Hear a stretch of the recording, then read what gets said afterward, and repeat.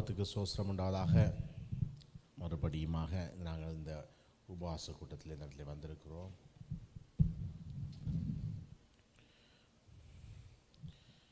அந்த உபவாச கூட்டத்திலே ஆண்டவர் இந்த இடத்துல கூடி ஆராதிக்க ஆண்டவர் கொடுத்த ஆண்டவர் தேவைக்கான வேண்டிய சோசரிக்கிற இந்த இடத்துல நாங்கள் இந்த நாட்களிலே நாங்கள் சொற்பமாக இருந்தாலும் இதை பார்த்து கொண்டிருக்கிற இந்த ஒன்றிலே பார்க்குற ஒவ்வொரு இந்த இடத்துல பார்க்குறவர்களுக்காக நாங்கள் அந்த ஆசிரியத்தை பெற்றுக்கொள்வார் நாங்கள் விசுவாசிக்கிறோம். உபவாசமாய் கூடி வந்து ஆண்டவர் சமூகத்திலே காத்திருக்கிற காரியம் மிகமான பிரியமான காரியமாக இருக்கிறது.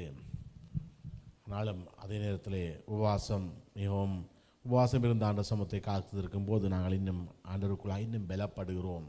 ஆண்டவருக்குள்ளாக இன்னும் நாங்கள் ஆவியிலே இன்னும் பலப்படுகிறோம். அதே போன்று இன்னும் நாங்கள் ஆண்டவருடைய வல்லமையிலே வரங்களிலே இன்னும் நாங்கள் ஆண்டவருக்குள் இன்னும் நிறைய வளர உபவாசம் மிகவும் மிகவும் உதவியாக இருக்கிறது. நாங்கள் இந்த சில காரியங்களை பிசாசை எதிர்த்து நிற்கிற வர சோதனைகள் பிரச்சனைகளை எதிர்த்து நிற்கிறதுக்கெல்லாம் உபவாசம் மிக முக்கியமாக இருக்கிறது. அதான் வார்த்தை ஆண்டவர் சொல்கிறார் என்ன, அதாவது அந்த பிசாசுகளை துரத்து முடியாமல் சீசர்களால் முடியாமல் போன வேளையிலே ஆண்டவர் சொல்கிறார் என்ன, அதாவது இவ்வையான பிசாசுகள் உபவாசத்தினாலும் ஜெபத்தினாலும் அன்றி அவளை அந்த பிசாசுகளை துரத்த முடியாது ஆண்டவர் சொல்கிறார். ஏன் அந்த உபவாசத்தில் அப்படி ஒரு வல்லமை இருக்கிறது. நாங்கள் உபவாச கூட்டங்கள் இந்த நாட்களில் உபவாசம் இருக்கிற குறைவு கடைசி நாட்கள் இன்னொன்று இருக்கிறோம்.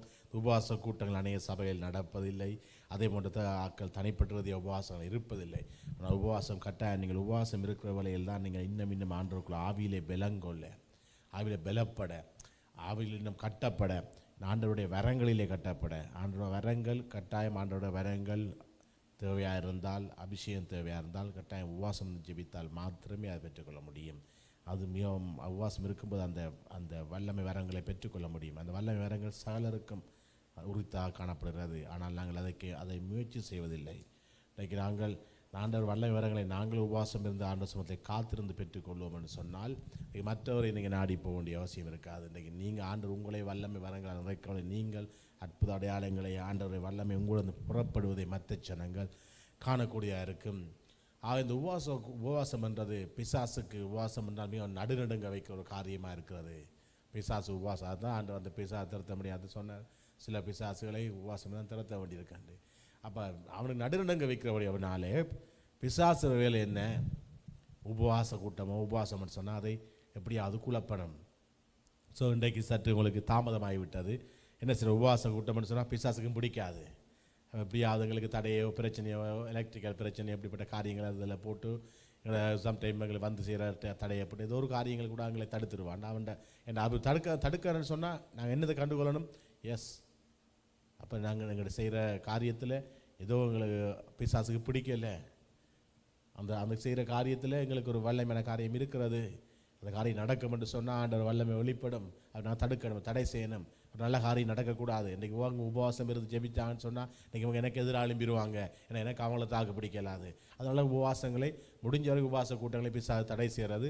அதுதான் காரணம். அந்த நாட்கள் இந்த நாட்களில் உபவாச கூட்டம் இல்லாமல் இருக்கிறதுக்கு அது முக்கிய காரணம் பிசாசோட திட்டங்கள். ஏதோ ஒரு காரியத்தை போட்டுங்களை ஆராதனையை பிந்த வைக்கிறதோ செய்கிறதோ எங்களை குழப்புறதோ மனநிலைமையை குழப்புறதோ ஏதோ ஒரு காரியம் பிசாசோட காரியம். ஏதோ ஒரு வழியில் அவன் கிரியை செய்வான், செய்கிறதுக்கு எதோ இருந்தாலும் கிடைச்ச வழி காணும்.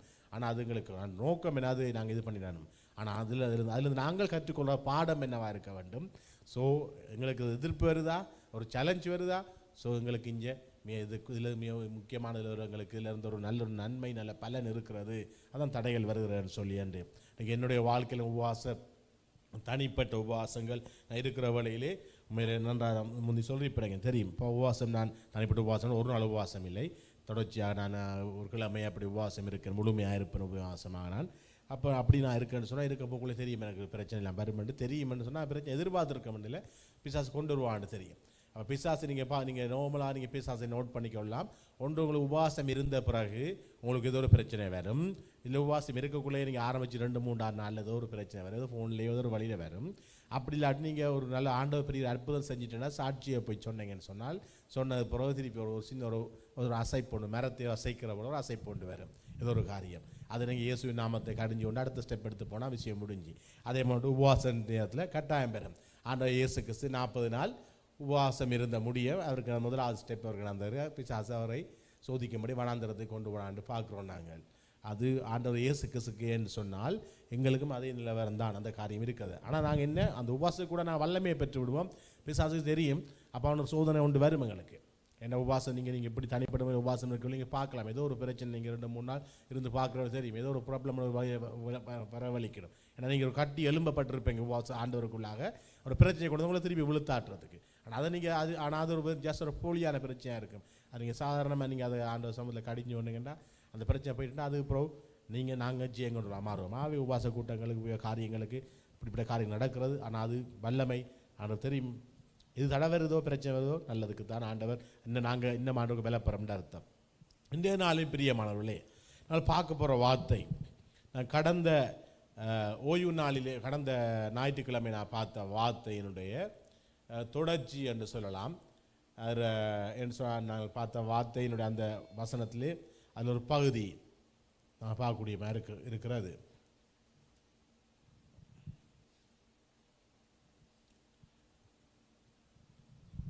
ஆகவே என்னென்று சொன்னால் அந்த வார்த்தையினுடைய ஒரு பகுதியாய் காணப்படுகிறது. ஆவினால் பார்க்கிறவர்களே பிரியமானவர்களே,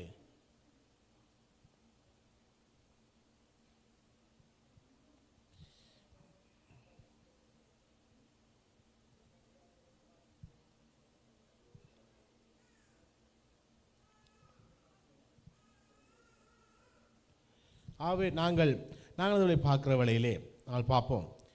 தடங்கள் தான் எவ்வாறும் தடங்கள் தான், தடங்களையும் தடைகளை தாண்டி செல்ற வேளையை நாங்கள் வெற்றி அடைய முடியும். ஆம் ஆம் பிரியமல்ல, ஆமேன் சொல்லுங்கள். ஆமேன். எஸ், தடை வரும்போது வெற்றி எங்கள் பக்கம் இருக்குன்ற அர்த்தம். ஆகவே பிரியமானவர்களே, நான் கடந்த முறை ஓய்வு நாளை பார்த்த வார்த்தையினுடைய அந்த வார்த்தையுடைய ஒரு பகுதி ஓய்வு நாளில் நீங்கள் இங்கே இருக்கவங்க தெரிஞ்சிருக்கும். நாங்கள் பார்த்தோம் என்னென்னு சொன்னால் மத்தேயு 28ஆம் அதிகாரம் 19ஆம் வசனத்திலே அந்த வாசனம் நீங்கள் வாசிக்கிற முடிஞ்சால் வாசிங்களை, நான் வாசிக்கிறேன் அந்த வசனத்தை எடுத்து. மத்தேயு 28ஆம் அதிகாரம் 19ஆம் வசனத்தில் நாங்கள் பார்த்தோம் என்ன காரியம் என்று சொன்னால், ஆண்டவர் இயேசு கிறிஸ்து இந்த பூமியிலிருந்து எடுத்துக்கொள்ளப்பட்ட நேரத்திலே ஆண்டவர் ஊழியங்களை முடித்து இறுதியாக ஆண்டவர் எடுத்துக்கொள்ளப்படுற வேளையிலே ஆண்டவர் இயேசு கிறிஸ்து இறுதியாய் சொல்லி சென்ற வார்த்தை, இறுதியாக சொல்லி கூறி சென்ற இந்த சம்பவம் என்ன, இறுதியாக கூறி சென்ற உபதேசமாக கொடுக்கலாம். என்ன, அந்த இடத்துல இருந்த சீடர்களுக்கு சொல்லி ஆண்டவர் செல்கிறார், நீங்கள் புறப்பட்டு போய் சகல ஜாதிகளின் சீசராக்கி பிதா குமாரன் பரிசுத்தாவியின் நாமத்திலே அவர்களுக்கு ஞானஸ்தானம் கொடுத்து நான் உங்களுக்கு கட்டளையிட்ட யாவையும் கைப்பிடிக்கும்படி சொல்லுங்கள் என்று சொல்லி கடைப்பிடிக்கும்படி சொல்லுங்கள் என்று சொல்லி ஆண்டவர் சொல்லி சென்றார். இதைத்தான் கடந்த கிழமையிலே ஓய்வு நாளிலே பார்த்தோம். நாங்கள் அதில் என்ன காரியத்தை பார்த்தோம், நாங்கள் ஆண்டவர் இறுதியாய் சொல்லி சென்ற காரியமும் ஆண்டவர் மறுபடியும் தான் வருவதற்குரிய ஆண்டவர் அடையாளங்களை சொல்கிற வேளையிலே ஆண்டவர் தீர்க்கதரிசனமாக அந்த இடத்தை குறிப்பிட்டு சொன்ன காரியமும் 2 காரியமும் அதே காரியம் நிறைவேற வேண்டியா இருக்கிறது. ஆகிய நிறைவேறுகிற வேளையிலே பிரியமானவர்களே, அது நிறைவேறுற வேளையிலே என்ன நடக்கிற காரியம் என்னென்று சொன்னால், அதாவது ஆண்டவர் புறப்பட்டு போய் சகல ஜாதிகளுக்கும் பிதாவின் நாமத்தில் ஞானஸ்தானம் கொடுத்து தன்னுடைய சுவிசேஷத்தை அறிவிக்க சொல்கிறாரு. புறப்பட்டு சகல ஜாதிகளுக்கும் அறிவியுங்கள், பூலோகங்களிலும் போய் எங்கள் சுவிசேஷத்தை அறிவிங்கன்னு அவர் சொல்கிறார். அவை அதைத்தான் ஆண்டு வரும்போது ராஜ்யத்தின் சுவிசேஷம் பூலோகமெங்கும் சகல ஜாதிகளுக்கும் பிரசங்கிக்கப்படும், அப்பொழுது முடிவு வரும் என்று சொல்கிற அந்த காரியத்தை பார்த்தோம் கடந்த முறை. இதிலே அதாவது நாங்கள் இதுவரைக்கும் நாங்கள் எங்களுடைய ஆண்டவர் சுவிசேஷத்தை நாங்கள் முழு ஜாதிக்கும் உலகத்துக்கும் சகலருக்கும் சொல்லுங்கன்னு சொன்னார். அதை செய்யாமல் இருக்கும் என்ற குறித்த காரியங்களை நாங்கள் அந்த காரியத்தை குறித்து செய்யவில்லை. இந்த ஆண்டு வரியைக்குரிய நாட்கள் நெருங்கி இருக்கிறது, அதுக்குரிய அடையாளங்கள் காரியங்கள் நடக்கிறது என்ற காரியத்தை குறித்து சொல்லி நாங்கள் பார்த்திருந்தோம். இன்றைக்கு அதே வசனத்தில் வர இன்னொரு பகுதியான காரியத்தை இன்று பார்க்க போகின்றோம். ஆண்டவர் சொன்னார், நீங்கள் புறப்பட்டு போய் சகல ஜாதிகளின் சீசராக்கி. இன்னைக்கு போகிற காரியம் பிரியமானவர்களே, சீசராக்கி. ஆண்டவர் சொன்னார், போய் சகல ஜாதிகளின் சீசராக்குங்கள். ஓகே, சகலரையும் சீசராக்குங்கள் என்ற காரியம். இந்த காரியத்தில் இருந்து நாங்கள் இந்த கடைசி நாட்கள் நிற்கிற நாங்கள் இன்றைக்கு ஊழியர்களாக இருக்கலாம், மேய்ப்பர்களாக இருக்கலாம், போதர்களாக இருக்கலாம், சபை நடத்துகிறவர்களாக இருக்கலாம், யாராக இருந்தாலும் ஆண்டவர் சொன்ன இந்த சம்பவத்தை ஒன்று ஆண்டவர் சுவிசேஷத்தை அறிவிக்க வேண்டிய காரியம் அதை பார்த்தோம். அடுத்த பிரிவு இதில் பார்க்குற பகுதி சீசராக்கி. அப்போ ஆண்டவருடைய சீசர்களை ஆண்டவருக்கு அந்த ஊழியம் செய்கிற ஊழியர்களை சீசர்களை உருவாக்குற காரியத்திலே இந்த கடைசி நாட்களிலே நாங்கள் எந்த அளவுக்கு இருக்கிறோம், செய்கிறோமா, அந்த காரியத்தை முழுமைப்படுத்தினோமா? இன்றைக்கு நாங்கள் சீடர்களை, ஊழியர்களை புதிதாய் உருவாக்கினால்தான் அந்த ஊழியர்கள் போய் இன்னும் புதிய ஆண்டவர் சத்தியத்தை இன்னும் புறப்பட்டு போய் சொல்லுவார்கள். அவர்கள் சொல்றது கூடாக இன்னும் சீடர்களை அவர்கள் உருவாக்குவார்கள். ஆண்டவர் சத்தியமும் சுவிசேஷமும் முழு உலகம் ஆண்டு சொன்ன தீர்க்க தரிசனம், ஆண்டு சொன்ன காரியம் ஆண்டு வருவதற்கு முன்பதாக நிறைவேறும். அப்போ ஆண்டவர் வருவதற்கு முன்பாக நிறைவேற வேண்டிய காரியத்தை நாங்கள் செய்கிறோமா? அந்த காரியத்தை குறித்து பார்க்க போன்றோம். அதுதான் இந்த வார்த்தையோட தலைப்பு. இந்த வார்த்தை சில வேளை, அதாவது இது விசேஷமாக இந்த நாள் வார்த்தை ஊழியர்கள், போதகர்கள், மேய்ப்பர்கள், சபை நடத்துகிறவர்கள் இவர்களுக்கு மிகவும் பிரயோஜனமாக இருக்கும், அவளுக்கு மிகவும் ஏற்றதாக இருக்கும் இந்த வார்த்தை. காரணம் நான் கடந்த கிழமை எடுத்த அந்த வார்த்தையிலே ஒரு பகுதி என்றபடியாக அதை எடுக்க வேண்டிய சூழ்நிலை இருக்கிறது, இந்த தேவையான சூழ்நிலை இருக்கிறது கடைசி நாட்களிலே. இந்த வார்த்தையின் தலைப்பு மத்தேயு 5ஆம் அதிகாரம் 15ஆம் வசனம் சொல்லுகிறது. 5:15 நான் வாசிக்கிறேன். என்னென்று சொன்னால் 5:14-15, நீங்கள் உலகத்துக்கு வெளிச்சமாக இருக்கிறீர்கள். மலை மேல் இருக்கிற பட்டணம் மறைந்திருக்க மாட்டாது. விளக்கை கொளுத்தி மரக்காலால் மூடி வைக்காமல் விளக்கு தண்டின் மேல் வைப்பார்கள், அப்பொழுது அது வீட்டில் உள்ள யாவருக்கும் வெளிச்சம் கொடுக்கும். இந்த உவமை வேறொரு சந்தர்ப்பத்தில் ஆண்டவர் சொல்கிற காரியமாக இருக்கிறது. இதிலே இருந்து ஆனால் நான் எடுக்கிற காரியம் நாங்கள் ஆண்டவர் சீசர்களை உருவாக்குற காரியம். தலைப்பு மரக்காலினால் மறைக்கப்படும் விளக்குகள். இந்த உவமையில் சொல்லப்பட்ட காரியம் என்னென்று சொன்னால், என்ன சொல்லப்போ விளக்கை கொளுத்தி விளக்கு தண்டின் மேல் வைப்பார்கள்.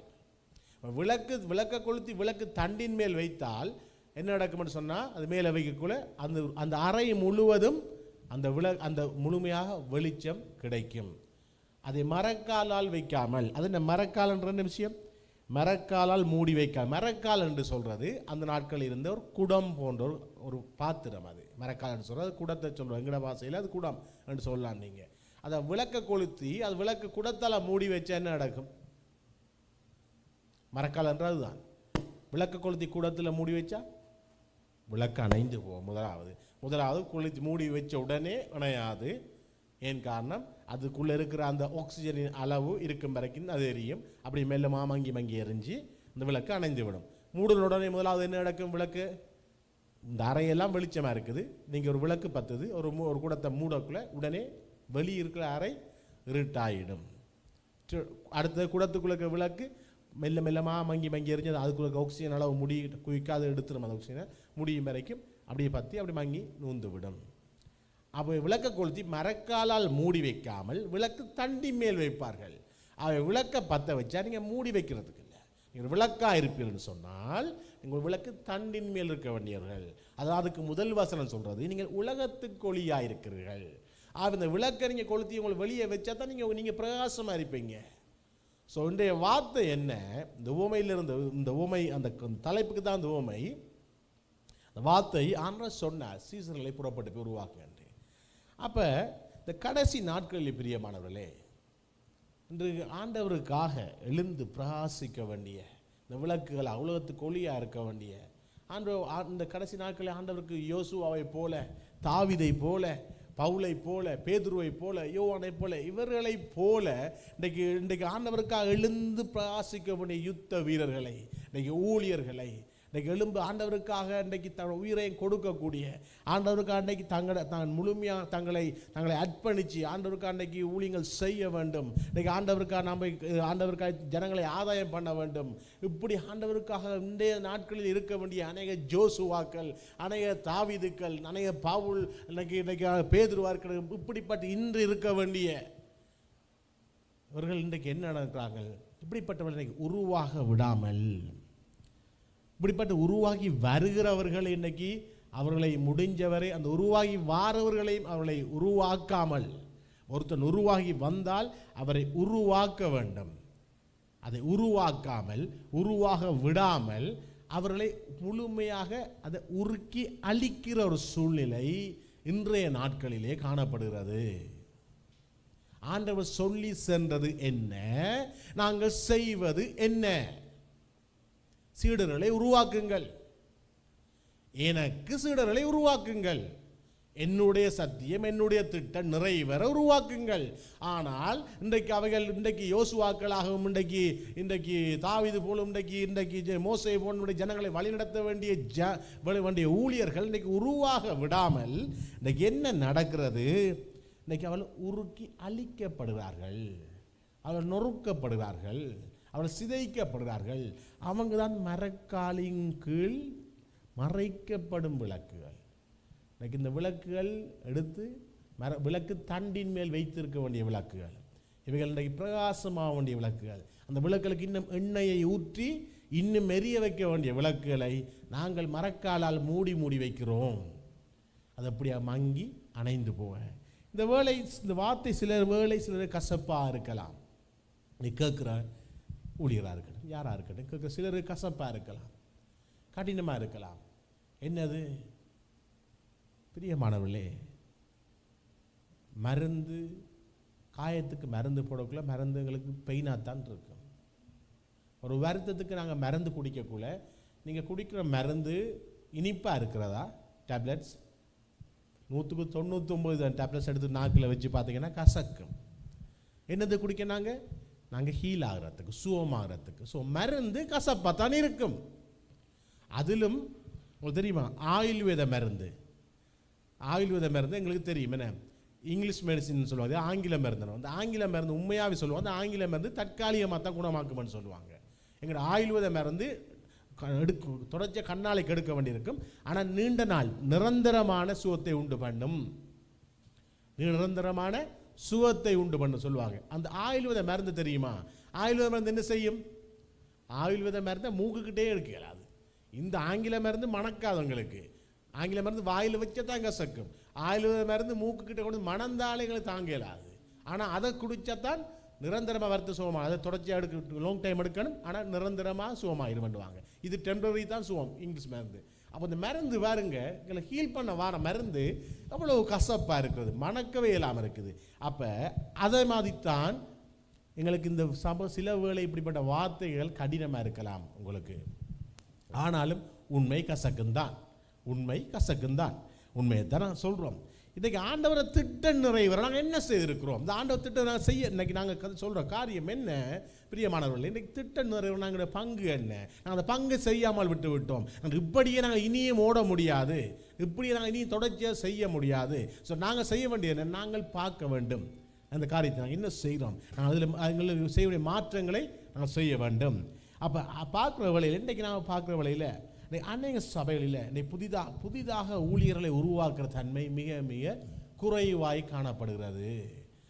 இன்னைக்கு புதிய ஊழியர்களை உருவாக்குறல, அப்படி உருவாகி வந்தாலும் என்ன செய்கிறான்னு சொன்னால், அப்படி உருவாகி வந்தாலும் அந்த உருவாகி வாரவர்களை இன்னைக்கு அவளுக்கு உரமூற்றி அவளை செதுக்கி உருவாக்குற காரியத்தில் தவறி போடுகிறார்கள். அப்படி இல்லாமல் உருவாகினாலும் எப்படி உருவாக்கப்படுகிறது? தங்களுடைய பிள்ளைகள் கடினமாக இருக்கலாம் அந்த காரியம், உண்மைதான். இன்றைக்கு அப்படிப்பட்ட சூழ்நிலைக்கு வந்து அன்றைக்கு கொள்ளை நோயில் அடிபட்டு கொண்டு நாங்கள் இன்றைக்கி சபைகள் சுத்திகரிக்கப்படுகிற காலம். ஆண்ட வரைக்கு போகும்போது அதற்கேற்று நம்ம எதிர்பார்க்க இன்றைக்கி ஆண்டவர் சொன்ன திட்டம் நிறைவேறல, ஆண்டவர் சொன்ன காரியம் நிறைவேற்று 2000 வருஷம் தவறி போயிருக்கிறோம். என்ன உருவாகினாலும் என்ன செய்கிறோம்? எங்களோட பிள்ளைகள், மகன், மகள், மருமகள், எஸ் இல்லை என் சொந்தக்காரன், என் உறவினர், எனக்கு அறிமுகமானவன், எனக்கு வேண்டியவன், எப்படிப்பட்டவர்களை நாங்கள் என்ன செய்கிறோம்? நாங்கள் உருவாக்குகின்றோம். இப்படிப்பட்டவர்களை உருவாக்குற படிவினாலே என்ன நடக்கிறது?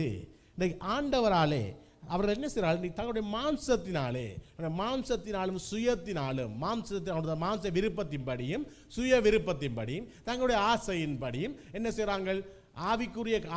ஆவிக்குள்ளாக இல்லாமல் உண்மையாக தன மாம்ச காரியத்துக்கூடாக உண்மையாய் ஆண்டவர் அபிஷேகம் பண்ணி என்ன செய்றாங்க? ஆண்டவர் தெரிஞ்சவன பாத்திரம் இல்லாமல் இப்படிப்பட்டவர்களை அவள் அபிஷேகம் பண்ணி ஊழியமாக்குற காரணத்தினால என்ன நடக்குது? எனக்கு அந்த ஊழிய வளர்ச்சி பிரச்சனை இருக்கிறது. இப்படி அவர்கள் செய்கிறதுனாலே இன்றைக்கி அவங்க என்ன செய்கிறாங்க? இன்றைக்கி நாங்கள் பார்க்குறோம், இன்றைக்கி ஒரு பிள்ளையை அதாவது இதுக்கு அடுத்த ஊழியை நான் உருவாக்குனா அந்த பிள்ளை தான், இதுக்கு அடுத்த ஊழியர் என் மகன் தான், என் மகள் தான், என் மருமகன் தான், எனக்கு வேண்டியவன் தான், என் உறவினர் தான் என்று இப்படி உருவாக்குறதால ஆண்டவர் சொன்ன திட்டம், ஆண்டவர் சொன்னது என்ன, அதாவது ஆண்டவர் சொன்ன விதமாக, ஆண்டவர் சொன்ன சீசர்களை, ஆண்டவர் எதிர்பார்க்கிற, ஆண்டவர் திட்டத்தை வைத்திருக்கிற, ஆண்டவர் அழைப்பை வைத்திருக்கிற, ஆண்டவர் பயன்படுத்த வேண்டிய நினைச்சிருக்கிற சீசர்களை உருவாக்க முடியாமல் போய்விடுறது. இன்றைக்கு எத்தனையோ வல்லமையாக பயன்பட வேண்டிய பாத்திரங்கள் இன்றைக்கு மங்கி அணைந்து போய் கொண்டிருக்கிறது. இன்றைக்கு ஆண்டவர் கடைசி நாட்களிலே ஆண்டவருக்காக எழுந்து இன்றைக்கு ஆண்டவர் சத்தியத்தை சுவிசேஷத்தை அறிவிக்க வேண்டிய எத்தனையோ வல்லமை ஆண்டவர் பயன்படுத்த வேண்டிய ஆண்டவருக்கு வாஞ்சியாக இருக்கிறவர்கள் மங்கி அணைந்து போய் கொண்டிருக்கிறார்கள். ஆண்டவருக்கு பயன்படுடைய பாத்திரங்கள் இதெல்லாம். இது எப்படி என்று சொன்ன அந்த காரியம் எங்களோட வார்த்தை சொல்லுவாங்க, சொந்த காசில் ஒரு ஊரில் சொல்லுவாங்க, சொந்த காசில் சூனியம் வைக்கிறேன்னு சொல்லுவாங்க. சொந்த காசில் சூனியம் வைக்கிறேன், நானே செய்து எனக்கு வைக்கிறது, நான் அழிஞ்சு போகிறதுக்கு. அதான் அது அர்த்தம். சொந்த காசில் சூனியம் வைக்கிறேன்டா நானே சூனியம் செஞ்சு நான் வைக்கிற அழிஞ்சு போகிறதுக்கு நானே ஒரு காரியத்தை ஏற்படுத்துறது. அப்போ என்ன செய்கிறோம் நாங்கள், நான் கஷ்டப்பட்டு இன்றைக்கி நீங்கள் கஷ்டப்பட்டு நாங்கள் உருவாக்கிய ஊழியங்கள், கஷ்டப்பட்டு விதைத்து உருவாக்கிய ஊழியங்கள் அடுத்த நிலைக்கு போகாத வண்ணம் நான் என்னுடைய மாம்ச சிந்தைக்கும் என்னுடைய ஆசைக்கும் என்னுடைய எண்ணங்களுக்கும் என்னுடைய மாம்ச சிந்தைக்கு இடம் கொடுத்து ஆவியானவருக்கு இடம் கொடுக்காமல் தீர்மானம் எடுத்து அடுத்த ஊழியர்களை நான் உருவாக்குறதுனாலே என்னுடைய ஊழியம் அடுத்த நிலைக்கு போகாத வண்ணமாக பிசாசுக்கு நானே இடம் கொடுக்கிறேன், நானே அவனுக்கு கைத்தை கொடுக்கிறேன். ஆண்டவர் இன்றைக்கு என்னை கொண்டு பெரிய ஊழியை உருவாக்கி எழுப்பி வச்சிருக்கார், இத்தனை விசுவாசிகள் சபையை உருவாக்கி வச்சிருக்கார். அப்போ இந்த சபை இன்றைக்கு 500 பேரோடு உங்களை கொண்டு சபை இருக்கிறது என்றால் அடுத்த நிலை 5000 பேரை கொண்டு 50,000 பேரை கொண்டு சபை பெருக வேண்டும். உட ஊழியம் இன்றைக்கு இத்தனை பேரோடு இருக்குண்டா இன்னும் இத்தனை ஊழியம் அடுத்த ஊழியம் இன்னும் பெருகிற ஊழியமாக இருக்க வேண்டும். அப்போ இந்த காரியங்கள் போகாத வண்ணம் என்ன நடக்கிறது, பிசாசுக்கு இடம் கொடுக்கிறார்கள். ஊழியர்கள்லாம் நீ சபை நடத்துகிறவர்கள்லாம் மேய்ப்பல பிசாசுக்கு இடம் கொடுக்கிறார்கள். என்ன பிசாசுக்கு இடம் கொடுத்தல், எங்களுடைய தீர்மானங்கள் எடுக்கும்போது ஊழியர்களுக்கு காரியத்திலே நாங்கள் ஒரு நிலைக்கு பிறகு எங்களுடைய மாம்ச சிந்தைக்கு எண்ணத்துக்கு ஆசைக்கு இடம் கொடுத்து எனக்கு அடுத்ததாக இடத்துல இன்னொரு உருவார காரியத்திலே இன்னொரு வேறு ஊழியரை வந்தால் இது அவரோட கருத்துக்கு போய்விடும், அதுக்கு இடம் கொடுத்து. இது பிசாசுற வேலை, பிசாசு வைக்கிற கண்ணி. ஏண்டா பிசாசுக்கு விருப்பம் இல்லை. இன்றைக்கு ஆண்டவருக்கு மிகவும் ஒரு யோசுவா இருக்கிறார், இந்த இடத்துல ஒரு மோசே இருக்கிறார். மோசே எப்படி ஊழியம் செய்ய ஆண்டவர் திட்டம் இருக்கிறது. அவன் வந்தான்னா இது இன்னும் பல மடங்கு போயிடும். நோ, அப்போ அவனை வரவிடக்கூடாது. அப்போ வரவிடக்கூடாதுன்னு சொன்னால் செய்ய வேண்டிய காரியம் இங்கே நான் எங்கே வரவிடாம ஆக்கணுமோ அந்த இடத்துல காரியத்தை பார்க்க வேண்டும். இது காரணம் என்ன, இன்றைக்கு இவங்க இந்த நாட்களில் இன்றைக்கு இப்படி செஞ்சு இன்றைக்கு ஆண்டவருக்காக இன்றைக்கு வல்லமையாக பயன்பட வேண்டியவர்கள், வல்லமையாக பயன்படைய பாத்திரங்கள் மங்கி எரிஞ்சு இன்றைக்கு எதிர்காலத்தில் இன்றைக்கு இப்படி செய்கிறதுனால என்ன நடக்குதுன்னு பார்த்தீங்கன்னா இன்றைக்கி என்ன நடக்குது தெரியுமா, சபைகளில் இப்படி செய்கிறதுனால நீங்கள் இன்றைக்கி 500 பேரோட உங்களுடைய சபை இருக்கிறதுன்னு சொன்னால் நாளடைவில் நீங்கள் ஆண்டவருக்குரிய அடுத்த பாத்திரம் அடுத்த ஒரு ஆண்டவர் விரும்புகிற அந்த திட்டத்துக்குரிய அழைக்கப்பட்ட பாத்திரத்தை தெரிவு செய்யாமல் என்னுடைய மாம்சத்துக்கு இடம் கொடுத்த என்னுடைய பிள்ளை இப்படிப்பட்ட சில இடங்கள் இருக்க வேறு நான் குறிப்பிட்டு சொல்கிறது, சில மாம்ச விரும்புகிற நான் தெரிவு செய்கிற படிவினாலே அந்த ஊழியம் மங்கி அணைந்து போகிறது, அந்த சபைகள் உடைக்கப்பட்டு போகின்றது, சிதறி போகின்றது, சபை பிரிக்கப்படுகின்றது, சபைக்குள்ள பிள்ளையான உபதேசங்கள் வந்து போகின்றது. அது தெரியும். இந்தியாவிலே ஒரு சபை கணக்கு இருக்குது, நான் ஜஸ்ட் ஒரு சபை இந்தியாவில் ஒரு சபையை சொல்கிறேன். ஒரு நேரம் ஆண்டவர் வல்லமை பயன்படுத்தினார். இன்றைக்கும் அவருடைய அவர் இருந்த ஸ்டேஜுக்கு ஏற்ற விதமாக அவர் இன்றைக்கு பெரிய அளவில் எல்லாருக்கும் தெரிஞ்சவன் இருக்கார். இன்றைக்கு இலங்கைக்கெல்லாம் அடுத்த பெருசாக காரியங்கள் செய்தார்கள். அப்படி ஆண்டவர் வல்லமை பயன்படுத்துகிற ஊழியக்காரர் ஒரு கட்டத்துக்கு பிறகு அவர் சபையில் இவ்வளோதான ஊழியங்களை வேறு ஊழியர்கள் உருவாக்கி இருந்தாலும் அவருக்கு அடுத்ததாக அவருடைய மகனுக்கு தான் அந்த காரியத்தை கொடுத்தார். மகன் அந்த நிலைக்கு வந்த உடனே, மகண்ட பொறுப்பு வந்தவுடனே அது மகன் அந்த இடத்துக்குரிய ஆளில் உண்மையில் வேறு ஊழியர்களும் இருக்கிறார்கள் அங்கே. ஆனால் மகன் வந்த பிறகு மகன் என்ன செய்தார், பிழையான உபதேசத்துக்குரியாக்களை சபைக்குள் கொண்டு வந்து விட்டார். பிழையான உபதேசக்குரிய அவர் கைக்கு போனாலும் பிழையான உபதேசக்குரியாக்கள் சபைக்குள்ளே வந்து இன்றைக்கு அவர் கட்டிய ஊழியத்துக்கு ஒரு பிழையான ஒரு பிளாக் மார்க் விழுற அளவுக்கு உலகத்தில் காரியமாயிற்று. என்ன மகண்ட கையில் கீயை கொடுத்தாச்சு, நீ இப்போ தான் கண்ட்ரோல். அப்போ நீ உள்ளுக்கு கொண்டு வர வேறு யாராக இருந்தாலும் பிள்ளையார உபதேசத்தை கொண்டு வந்து சபையில் காரியம் செய்ய வலிக்கிட்டு பிள்ளையார முத்திரை. இப்போ இன்றைக்கி அவர் பெரிய ஒரு இடத்துல இருந்த ஊழியக்காரர்களுக்கு தன் நிலையிலிருந்து இறங்கிய மேலாது, தவறுக்கு இறங்கி கொள்ளைய மேலாது, அப்போ மன்னிப்பு கேட்டுக்க மேலாது. அப்போ இவ்வளவு வளர்ந்த நம்ம ஊழியக்காரன் இன்றைக்கு கடைசியாக அது சரி என்ற கோணத்தில் போய்கொண்டிருக்கார். அப்போ என்னன்னு சொன்னால், இது இந்த இடத்துல பார்க்க வேண்டிய முக்கியமான காரியம் பிரியமானவர்களே, நாங்கள் யாராக இருந்தாலும் ஊழியம் செய்கிறார்கள், ஊழியம் செய்கிற யாராக இருந்தாலும் மெய்ப்பனோ சரி, போதனோ சரி, சபை வச்சு நடத்துகிறாக்களோ, இங்கே யாராக இருந்தாலும் எப்படி நாங்கள் மாம்ச விருப்பத்தில் நாங்கள் நினைச்சு ஊழியர்களை ஏற்படுத்துறதுக்கு நாங்கள் கட்டின சபை, நான் ஆதாயம் பண்ண விசுவாசி என்று என்ன எப்படி சொல்ல முடியும்? அவனுடைய வார்த்தை ஒரு மனிதன் ரட்சிக்கப்படுவதை குறித்து என்ன சொல்லுகிறது? நீங்கள் கிருபையினாலே விசுவாசத்தை கொண்டு ரட்சிக்கப்பட்டீர்கள், கிருபையினாலே விசுவாசத்தை கொண்டு ரட்சிக்கப்பட்டீர்கள். அப்போ ஆண்டவர் சொல்றார், இது தேவனுடைய ஈவு, இது தேவனால் உண்டாகியது. யாருடைய கிருபையினாலே? ஆண்டவருடைய கிருபையினாலே அந்த விசுவாசி அந்த நபருடைய விசுவாசத்தை கொண்டு ரட்சிக்கப்பட்டார்கள். இதுதான் ரட்சிப்பு. அப்போ நான் ஒரு ஊழியக்காரன் நான் இருந்து நான் போய் ஆத்துமாக்களை நான் ஆதாயம் பண்ணுகிறேன், என்னுடைய பிரயாசத்தினாலே ஆத்துமாதை நடக்கிறேன்னு சொன்னால், இந்த ஆத்துமாவுக்கு இன்றைக்கு நான் கட்டின ஆத்துமான்று நான் சொந்தம் கொண்டாடபடியினாலே இந்த ஊழியத்துக்கு எனக்கு அடுத்ததாக நான் இன்னொரு ஊழியக்காரன் என்னுடைய நான் விரும்பியவரை ஊழியத்துக்கு ஏற்படுத்துகிறேன். நான் எந்த பாடு இருக்கிறது இல்லை, எந்த காம்பட்ட கஷ்டம் இருக்கிறது, நான் சிந்திய வியர்வை இருக்கிறது இந்த ஆத்துமாக்கல்ல. ஆகவே நான் தெரிவு செய்யும் போதும் எனக்கு அடுத்ததாக ஆண்டவருடைய திட்டமானவனை தெரிவு செய்யாமல் என் மாம்சத்துக்கும் ஆசைக்கும் உடன் கொடுத்து எனக்கு அடுத்ததாக நான் விரும்பிய மூதாட்சியம் பார்த்து தெரிவு செய்கிறேன். ஆகவே இந்த இடத்துல கேள்வி என்ன? இந்த ஆத்துமாக்கள் ரட்சிப்பு எவ்வாறு வருகிறது? கிருபையினாலே, விசுவாசத்தை கொண்டு. யாருடைய கிருபையினாலே? ஆண்டவருடைய கிருபையினாலே. ஆண்டவருடைய கிருபைப்படுகிறார்கள். ஆகவே இந்த ரட்சிப்பிலே எங்கே இருக்கிறது ஊழியனின் பங்கு? உண்மையாக ரட்சிப்புக்கு இதான் அர்த்தம். சரி, அப்படி இருக்கோல எப்படி நாங்கள் உரிமை கொண்டாடும்? எபேசியர் 2:9 சொல்கிறது, ஒருவரும் பெருமை பாராட்டுறபடி இது கிரியைகளினால் உண்டானதல்ல. எபேசியர் 2:9 சொல்கிறது. 2:8 விசுவாச ரட்சிப்பு சொல்லப்படுகிறது. அப்போ நீங்கள் ஒருத்தரும் பெருமை பாராட்ட, நீங்கள் ஒருவரும் பெருமை பாராட்ட முடியாது. நான் இவரை ரட்சித்தேன் நாங்கள் பெருமை பாராட்ட முடியாது. நீங்கள் ரட்சித்தீர்களா? நீங்கள் ரட்சித்தீங்களா? இல்லை. ஆண்டவர் கிருபையால் அந்த அவர் குறிப்பிட்ட நபருடைய விசுவாசத்தினாலே ரட்சிக்கப்பட்டார். ஆவே சரி, இப்போ இதில் ரட்சிப்பங்க ஆண்டவராக செய்தார். அதுக்கடுத்ததாக இந்த சபை இருக்கிறது. இன்றைக்கி நீங்கள் சிறந்த உங்களுக்கு சபை இருக்கிறது. சபையிலே இங்கே இருக்கிற அந்த சபை காணிக்கையினாலே வாங்கப்பட்ட கட்டடமாக இருக்கட்டும், சபை காணிக்கையில் வாங்கப்பட்ட எந்த கட்டிய சேர்ச்சாக இருக்கட்டும், கட்டடம் எதுவாக இருக்கட்டும், வாங்கின காரியங்கள் இருக்கட்டும், இந்த காரியங்கள் மேலே எவ்வாறு ஒரு ஊழியன் சொந்தம் கொண்டாட முடியும்? அதாவது வடிவாத ஆவிக்குரிய தன்மையாக விளங்கிக் கொள்ள வேண்டும். அதாவது சபையினுடைய காணிக்கை, சபையினுடைய தசமவாகம் கொடுத்தது யாரு?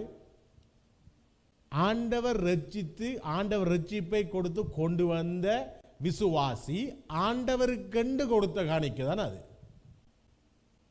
இப்போ ஒரு ஊழியக்காரர் வந்து பர்சனலாக உங்களோட தனிப்பட்ட கையில் கொடுக்குறத அவர் வேறு எடுத்துகிட்டு போய்க்கிறது, அது வேறு. இப்போ சபை என்றது சொந்தமான கட்டடமாக இருக்கட்டும், சபையில் இருக்க காரியம் எதுவாக இருக்கட்டும், இந்த இதுக்கு என்ன இங்கே இருக்க காரியம் இது எல்லாமே இருக்கட்டும். நான் இது ஒரு எக்ஸாம்பிள் சொல்கிறேன் நான், சரியா? ஸோ சபை என்று நான் சொல்கிற காரியத்திலே, அப்போ சபை காணிக்கையிலே, ஒரு சபை என்றது ஒரு சபை காணிக்கையிலே, சபை காணிக்கை யாரை கொடுக்குறார்கள்? சபையில் காணிக்க போகிற பாஸ்டர் ஊழியக்காரர் முகத்தை பார்த்து காணிக்க கொடுக்குறாங்க. அது அவருக்கு நீங்கள் தனியே கொடுக்குறாரு. சபையில் எடுக்கிற காணிக்கை சரி, தசமபாகம் சரி, ஆண்டவருக்கு தான் கொடுக்கிறார்கள். ஆண்டவருக்கு தான் கொடுங்கள் என்றார்கள். அதை கொடுக்கிறவர்கள் ஆண்டவருக்கு தான் கொடுக்கிறார்கள். ஆண்டவருக்கென்று கொடுக்கிற காசு, ஆண்டவர் கொண்டு வந்த விசுவாசி ஆண்டவருக்கு கொடுக்கிற காசில ஆண்டவருக்கென்று சொல்லினால் அதை எப்படி ஒரு ஊழியர் உரிமை கொண்டாட முடியும்? அவருக்கு உரிமை அல்ல. பிரியமானவர்களே, அது உரிமை கொண்டாடப்படுவதால்தான் சுயமாய் தீர்மானம் எடுக்கப்படுகிறது ஊழியர்கள் காரியத்திலே, புதிய சீசர்களை உருவாக்குற காரியத்திலே. நீங்கள் வைத்துக் கொள்வோம், இன்னைக்கு நீங்கள் ஒரு கம்பெனியில் வேலை செய்கிறீங்க. நீங்கள் ஒரு கம்பெனியில் வேலை செய்கிறீங்க, ஒரு நாளைக்கு கம்பெனியில் ஆஃபீஸில் வேலைங்க. ஒரு நாளைக்கு 8 மணி நேரம் வேலை, 8 மணி நேரம் வேலை செஞ்சு அந்த ஒரு கிழமையில் 5 நாள் வேலை செய்கிறீங்க. கிழமையில் 5 நாள், ஒரு நாளைக்கு 8 மணி நேரம் நீங்கள் வேலை செய்கிறீங்க. நீங்கள் வேலைக்கு போயிட்டு உங்களுக்கு வேலைக்கு போனால் உங்களுக்கு வேலை செய்கிற இடத்துல உங்களுக்கு மேலிடத்திலிருந்து ஒரு டார்கெட் தருவாங்க. இன்றைக்கு இதை செய்யணும், இன்றைக்கு இதான் வேலை, இதான் டார்கெட், இந்த டார்கெட் முடிக்கணும். அவங்க தார வேலை நீங்கள் செய்வீங்க. நீங்கள் வேலையை செஞ்சு கொடுத்துட்டு நாங்கள் ஒரு கொஞ்ச நாள் வேலை செய்கிறோம், ஒரு 5 வருஷம் 10 வருஷம் வேலை செஞ்சு போட்டு நீங்கள் சொல்லலாமா அந்த இடத்துல, இந்த கம்பெனிக்கு நான் தான் ஓனராண்டு? இங்கே ஒரு ஆஃபீஸில் ஒர்க் பண்ணுறீங்க, நீங்கள் சொல்ல முடியுமா நான் தான் இதுக்கு ஓனராண்டு? சொல்ல முடியாது. ஏன் முடியாது? நீங்கள் வேலை செஞ்ச ஒவ்வொரு நாளுக்கும் உங்களுக்கு சம்பளம் தரப்பட்டிருக்கிறது, உங்களுக்கு ஊதியம் தரப்பட்டிருக்கிறது. நீங்கள் 10 வருஷம் வேலை செஞ்சீங்களா, உங்களுக்கு எக்ஸ்ட்ரா வேலை செஞ்சதுக்கு உங்களுக்கு போனஸ் தரப்பட்டிருக்கும். உங்களுக்கு எக்ஸ்ட்ரா வேலைக்கு போனஸ் தரப்பட்டிருக்கும். நீங்கள் வேலை செஞ்ச ஒவ்வொரு நாட்களுக்கும் ஊதியம் தரப்பட்டிருக்கும். அப்போ நீங்கள் 10 வருடம் வேலை செஞ்சு ஓட்டு நீங்கள் சொல்ல முடியாது இதுக்கு நான் தான் ஓனரண்டு. அதே நேரம் அந்த இடத்துலேருந்து நீங்கள் அந்த வேலையிலேருந்து ரிசைன் பண்ண போக்குள்ள நீங்கள் போய் சொல்ல இல்லாத இடத்துல நான் வேலை செஞ்ச இடத்துக்கு எந்த சொந்தக்காரனை போடு, எந்த பிள்ளைய வேலைக்கு நியமிங்கன்னு சொல்ல முடியுமா? சொல்ல முடியாது தானே, சொல்ல முடியாது. சில இலங்கையில் ஒரு சில 1-2 கவர்மெண்ட் செக்டர், அதாவது கோர்ட்ஸ் அப்படிப்பட்ட காரியங்களில் அந்த ஒரு ஸ்பெஷல் இருக்குது. இலங்கையில் நீதித்துறையில் வேலை செஞ்சிருந்தா நீதித்துறை மைனர்ஸ் துறைகளில் வேலை செஞ்சு ரிட்டையர், அவங்க பேரண்ட்ஸ் ரிட்டையர் ஆன பிறகு அவங்களுக்கு அந்த ஒரு சீட் ஒன்று கொடுப்பாங்க. அதே இடத்துல இல்லை, ஆனால் அதே பொசிஷனில் வேறு இடங்களில் வேலை செய்யறதுக்கு கொடுப்பாங்க. அப்படி காரியங்கள் இலங்கையில் இருக்க ஒரு சில இடங்களில் கவர்மெண்ட்டில். மற்றும்படி நீங்கள் வேலை செஞ்சு வேறு இடத்துக்கு எங்களோட சொந்தக்காரன் அதே இடத்த போடுங்கன்னு நீங்கள் சொல்ல முடியுமா? 10 வருஷம் வேலை செஞ்சதுக்கு நான் தான் உரிமைன்னு சொல்ல முடியுமா? நீங்கள் வேலை செய்த காலம் அவ்வளவுக்கும் உங்களுக்கு வேலை செய்வதற்கு ஊதியம் கொடுக்கப்படுகிறது. பிரியமானவர்களே, ஊழியர்களாய நாங்கள் என்னத்துக்கு அழைக்கப்பட்டிருக்கோம்? ஊழியர்களாய் ஆண்டவருக்கு ஊழியம் செய்ய, ஆண்டவருக்கு ஊழியம் செய்ய அழைக்கப்பட்டிருக்கிற எங்களுக்கு ஆண்டவர் என்ன, உங்களோட ஊழியம் என்ன, உங்களோட பணி என்ன, ஊழியர பணி என்ன?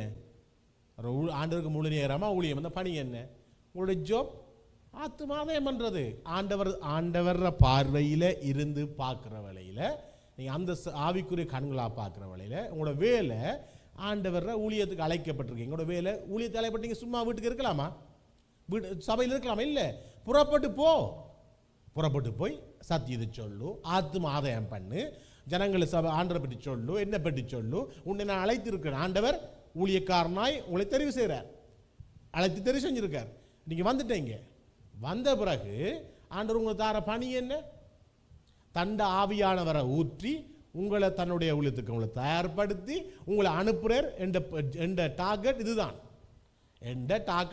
நீ போய் என்ற சத்தியத்தை சொல்ல வேண்டும். நீ சொல்லி வார ஜனங்களை நீ வழி நடத்த வேண்டும். அப்போ அதுக்கு தேவையான அறிவை என்ற ஆவியானவர் உனக்கு ஊற்றப்படுகிறது. நீ ஜனங்களை வழி நடத்து, இதை போய் சொல்லு, இது நீ இந்த ஊழியத்தை செய், ஒவ்வொரு ஊழியனை செய்கிறதுக்கு ஆண்டவர் பலத்தை கொடுத்து இதை செய்கிறார். அப்போ ஆண்டவர் அழைச்சி ஊழியராக தெரிஞ்சு கொண்டா அவரை பணியை நீங்கள் செய்கிறீங்க. நீங்கள் அவரை பணியை செய்கிறதுக்கு ஆண்டவர் அவர ஸ்ட்ரக்சரின் படி அவர் கொண்டு வந்த ஆத்துமாக்கள் கூடாகவும் அல்லது வேறு வழி கூடாகவும் ஆண்டவர் உங்களுக்கு ஊதியம் தருகிறார். எப்படி? சபை உங்களுக்கு சம்பளம் தருகிறது. சபை உங்களுக்கு நீ கொடுக்குற காணிக்கை அதான் ஆண்டவர் ஏற்படுத்திக்க ஸ்ட்ரக்சரை. ஒரு சபை என்று சொன்னால் மூப்பர்கள் எப்படி இருக்கணும், மூப்பர் லீடர்ஸ் டீக்கன் இப்படின்னு சொல்லி சபைக்கு ஒரு நிர்வாகத்தை ஏற்படுத்தி அந்த நிர்வாகத்துக்கு கூடாக அந்த ஊழியரை போஷிக்கிறதுக்கு இது செய்கிறதுக்குன்னு சொல்லி என்று ஒரு சம்பளம் தரப்படுகிறது.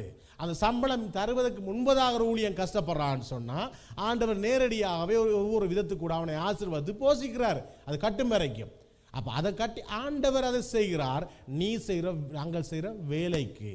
அப்போ ஆண்டவர்களை போதிச்சு செஞ்ச பிறகு நான் எப்படி வந்து நான் சொல்ல முடியும், இது என்னுடைய சபை, என்னுடைய விசுவாசி, நான் நினைக்கிறவர் தான் இதுக்கு அடுத்ததான் அந்த சபைக்கு ஊழியத்துக்கு வருவர், இதுக்கு அடுத்ததான் அந்த சபையை நடத்துவர், இதுக்கு அடுத்ததான் அந்த ஊழியத்தை செய்வர், நான் அப்படி நினைக்க முடியும். உங்களுக்கு உதாரணம் சொன்னேன், ஒரு கம்பெனியில் வேலை செய்றீங்க, அதே ஸ்ட்ரக்சர் தான் ஆண்டவர் காலத்திலும் இருக்கிறது. நாங்கள் அதை யோசிக்க மறக்கிறோம். ஸோ எங்களோட வேலை, நான் ஒரு ஊழியக்காரர் இருந்தால் நான் செய்கிறதுக்கு ஆண்டவருக்கு என்ன செய்கிறார், நீங்கள் உங்களுக்கு உங்களோட வேலை நீங்கள் அப்போ நான் வந்து சொல்ல முடியுமா, நான் இந்த விசுவாசி, நான் சம்பாதித்த விசுவாசி, இதில் நான் தான் சம்பாதித்தேன், நான் இதுக்கு அடுத்தது நான் தான் இதுக்கு பெரியால், நான் தான் பொறுப்பு, நான் தான். ஆண்டவர் ஊழியக்காரனை அழைத்தார். இந்த பாஸ்டர் அப்படி இப்படி என்ற பட்டம் எல்லாம் நாங்கள் பிறகு போட்டுக்கொண்டது, பிறகு நான் போட்ட பட்டங்கள். ஆண்டவர் ஊழியக்காரனாய் எங்களை எஜமான இல்லை. ஆண்டவர் ஊழியம் கொள்ள வரல, ஊழியம் செய்ய வந்தார். நான் சொல்கிறார், நான் ஊழியம் கொள்ள வரவில்லை, நான் ஊழியம் செய்ய வந்தேன். நான் எஜமான இருக்கு அவங்களுக்கு வந்து அதான் ஊழியன். ஸோ நாங்கள் வந்துட்டு நான் தெரிவு செஞ்ச விசுவாசின்னு சொல்ல முடியாது. நீங்கள் செஞ்ச வேலைக்கு நீங்கள் ஊழியக்காரனாக இருந்தால் உங்களோட ஒவ்வொரு வேலைக்கும் உங்களுக்கு சம்பளம் தரப்பட்டிருக்கிறது. சம்பளம் ஆடுற காசில் ஆண்டவருக்கு கொடுத்த காணிக்கையும் ஆண்டவருக்கு கொடுத்த சம்பவம் தான் உங்களுக்கு சம்பளம் வரப்பட்டிருக்கு. அது ஆறு கொடுத்த காசு, அது ஆண்டவருக்கு கொடுத்த காசு. ஸோ ஆண்டவர் அந்த நிர்வாகத்தை ஏற்படுத்த வச்சு இப்படித்தான் நீ ஏற்படுத்தணும் எடுத்தார. அப்போ அதில் நாங்கள் என்னதை பார்க்குறோம், அப்போ நாங்கள் இன்றைக்கு இவ்வளவு காரியம் எல்லாம் ஆண்டவர் தனக்கண்டு செஞ்ச பிறகு நாங்கள் வந்து எப்படி நாங்கள் இன்றைக்கு இந்த இதுக்கு நான் தான் பொறுப்பு, இதுக்கு அடுத்த நான் தான் பெறுவேன். இன்றைக்கு உண்மையாய் ஆண்டவருக்கண்டு, ஆண்டவர் அதே ஆண்டவர், சரியா, ஆண்டவர் இன்றைக்கு ஆண்டவர் அந்த செஞ்ச பின்பதாக ஆண்டவருடைய திட்டம் அடுத்ததாக இந்த இடத்துல உள்ள வேலை என்ன, நீ சீசர்களை உருவாக்க வேண்டும். இதுக்கு அடுத்ததான் அந்த நீ அந்த இருக்கிற இடத்துல இருக்கிற சபைக்கோ எதுக்கோ அடுத்ததாக வர வேண்டிய பொறுப்பு ஆண்டவரிடம் இருக்கிறது. ஆனால் இன்றைக்கு பார்த்தால், அதாவது சில வலை ஊழியர் பிள்ளைகள் ஊழியர்களுக்கு இந்த வார்த்தை கடினமாக இருக்கலாம், அது எல்லாரும் சொல்ல வரல. சில இடங்களில் ஆண்டோட திட்டம் இருக்கிறது. ஆனால் இப்போ பார்க்குற வேளையிலே, தற்காலத்து கடைசி நாட்கள் பார்க்குற வேளையில் அப்படி அல்ல. எல்லா இடங்களிலும் ஆண்டவருடைய திட்டம் அது மாத்திரமாக தான் இருக்கிற மாதிரி தான் பார்வைக்கு தெரியுது. இன்னைக்கு ஆண்டவரை தோட்டத்தில் வேலை செய்கிறதுக்கு, இன்றைக்கி ஆண்டவர் தோட்டத்தை வேலை செய்யறதுக்கு ஆண்டவர் நியமித்த உண்மையான ஆண்டவர் நினைச்சு அவர திட்டத்துக்குரிய ஆட்கள் இருக்காங்க. ஆனால் அதுக்கு ஆவியானவரை வழிநடத்தல் இல்லாமல் நாங்கள் என்ன செய்கிறோம், எங்களுக்கு அதாவது ஆண்டவர் தெரிவு செய்த அபிஷேகம் என்ற பாத்திரத்தை தெரிவு செய்யாமல் எங்களோட ஆவிக்குரிய கண்களை மறுத்து எங்களோட பிசாசுக்கு இடம் கொடுத்து நாங்கள் என்ன செய்கிறோம், அவருடைய தோட்டத்தில் வேலை செய்கிறதுக்கு நாங்கள் ஆண்டவர் சித்தமில்லாத காரியங்களை ஏற்படுத்துகிறோம். இன்றைக்கு அப்படி நாங்கள் அதை ஆவிக்குரிய கண்களை மறுத்து பிசாசின் காரியத்துக்கு இடம் கொடுத்து மாம்சருதியாக முடிவெடுக்கிற படிவினால இன்றைக்கி எப்படி சீதனம் கொடுக்கிற போல அப்படி தானே இருக்கிறது. இன்றைக்கி உங்களோட சொந்த சொத்து போல சீதனம் கொடுக்கிறார்கள். பிரியமானவர்களே, உண்மையாக நான் தமிழ் ஒரு வார்த்தை சொல்கிறா இருந்தால் வெக்கம் இருந்தால் செய்ய மாட்டார்கள். எஸ், உண்மையாக ஆவிக்குரிய கண்கள் திறக்கப்பட்டால் அது விளங்கும். ஏன் இந்த வார்த்தை சொல்கிறேன், இன்றைக்கி நான் அதுக்கு உதாரணம் சொன்னேன், நீங்கள் கேட்டீங்கன்னு. நாங்கள் இங்கே செய்த ஊழியத்துக்குத்தான் நீங்கள் ஊழியக்காரனை வந்துட்டேன்னு சொன்னால் நீங்கள் செய்கிற ஊழியத்துக்கு தான் சம்பளம். நீங்கள் அழைக்கப்பட்டது, ஆண்டவர் அழைத்தது எங்களை என்னத்துக்கு, அவருக்கு ஊழியம் செய்ய, அவருக்கு பணிவிடைக்காரலாக இருக்க. அப்போ அவருக்கு பணிவிடைக்காரர் இருக்கவங்களை போஷிக்க வழிநடத்த அவர் ஏற்படுத்திய சபை என்றா என்ன, சபை என்றா என்ன, அந்த ஆண்டவர் சபைக்கு யாரு தலை, சபைக்கு கிறிஸ்து தலையாயிருக்கிறார். அந்த கிறிஸ்து தலையாயிருக்கிற சபையாகிய சரீரத்தின் அங்கங்களாகிய ஒவ்வொரு விசுவாசிகளும் சபையின் அங்கங்களாய் நாங்கள் இருக்கிறோம். அப்போ தலையாய் கிறிஸ்து இருக்கிறார், அவர் தலையாய் கிறிஸ்து இருக்கார், அங்கங்களாய் இந்த காரியங்களை ஆண்டவர் ஏற்படுத்துகிறார். அவர் ஏற்படுத்திட நாங்கள் வந்து ஓட்டு நாங்கள் இன்றைக்கி ஆண்டவர் என்ன கூப்பிட்டு என்ன செய்கிறார், பணிவிடைக்காரனாய் ஆண்டவர் அழைத்து தெரிந்து கொண்டிருக்கிறார் அந்த ஊழியத்துக்கு. அப்போ நீ செய்கிற பணிவிடைக்கு ஆண்டவர் போஷிக்கிறார், வழி நடத்துகிறார். ஆனால் நாம் வந்து என்ன செய்கிறேன், ஆண்டவருடைய சரீரமாகிய சபை, ஆண்டவர் மணவாட்டி சபைக்காக இந்த உலகத்தில் எங்களுடைய சபையை உருவாக்கி இருக்கிறார். எங்களோட சபையோட ஆவிக்குரிய தன்மை மணவாட்டி சபையாக இருக்கிறது. அப்போ இந்த சபையை நாங்கள் என்ன செய்கிறோம், நாங்கள் சொந்தம் கொண்டாடி ஆண்டவருடைய திட்டம் நிறைவேற முடியாதபடி ஆண்டவர் சொன்னார் புறப்பட்டு போய் சீசர்களை உருவாக்குன்னு சொன்னார். சீடர்களை உருவாக்கு. இந்த நாளில் எங்கே இருக்கிறது சீடர் உருவாக்க முறை? பிரியமானவர்களே, சபைகளிலே இன்றைக்கு ஊழியர்களை உருவாக்குறதுக்காக கூட்டங்கள் நடக்கிறதா? இன்னைக்கு நான் ஆண்டவருக்கு ஊழியத்துக்கு அர்ப்பணிக்கிற டைம் 2003ஆம் ஆண்டில் ஊழியத்துக்கு நான் முன்னேற ஊழியத்துக்கு அர்ப்பணித்து ஊழியத்தை செய்ய வழிகிட்டேன். அப்போ அந்நேரம் வாலிப முகாம் வைப்பால், அது புறம்பிச்சவன் தெரியும் நடக்கிறது அங்கே இலங்கையில் வச்சு கூட்டம் நடத்துனதில் எங்களோட சபையில் மட்டும் 8 பேர் ஃபுல் டைம் முழு நேர ஊழியத்துக்கு அர்ப்பணிச்சிருந்தார்கள். எங்களோட சபையை தவித்தாது கிட்ட அந்த கிழக்கு மாநில அநேக சபையில் வந்தது கிட்ட 30 பேருக்கு மேற்பட்டார்கள். அந்த கூட்டத்தில் 3 நாள் கூட்டத்தில் முழு நேர ஊழியத்துக்கு அர்ப்பணிச்சிருந்தார்கள். இன்றைக்கு இந்த தேசங்களாக இருக்கட்டும், இந்த மேலத்திய தேசங்களாக இருக்கட்டும், இந்த பகுதிகளில் இலங்கையில் நடக்குது இல்லைன்னு சொல்லலை. இன்றைக்கு ஊழியத்துக்குன்னு சொல்லி வாலிப கூட்டம், உங்களுக்கு தெரியுமா, வாலிப கூட்டம் இன்றைக்கு அநேக வாலிப கூட்டங்கள் ஃபன் பண்ணுறதுக்கு நடக்குது. எஸ், ஃபன் பண்ண நடக்குது.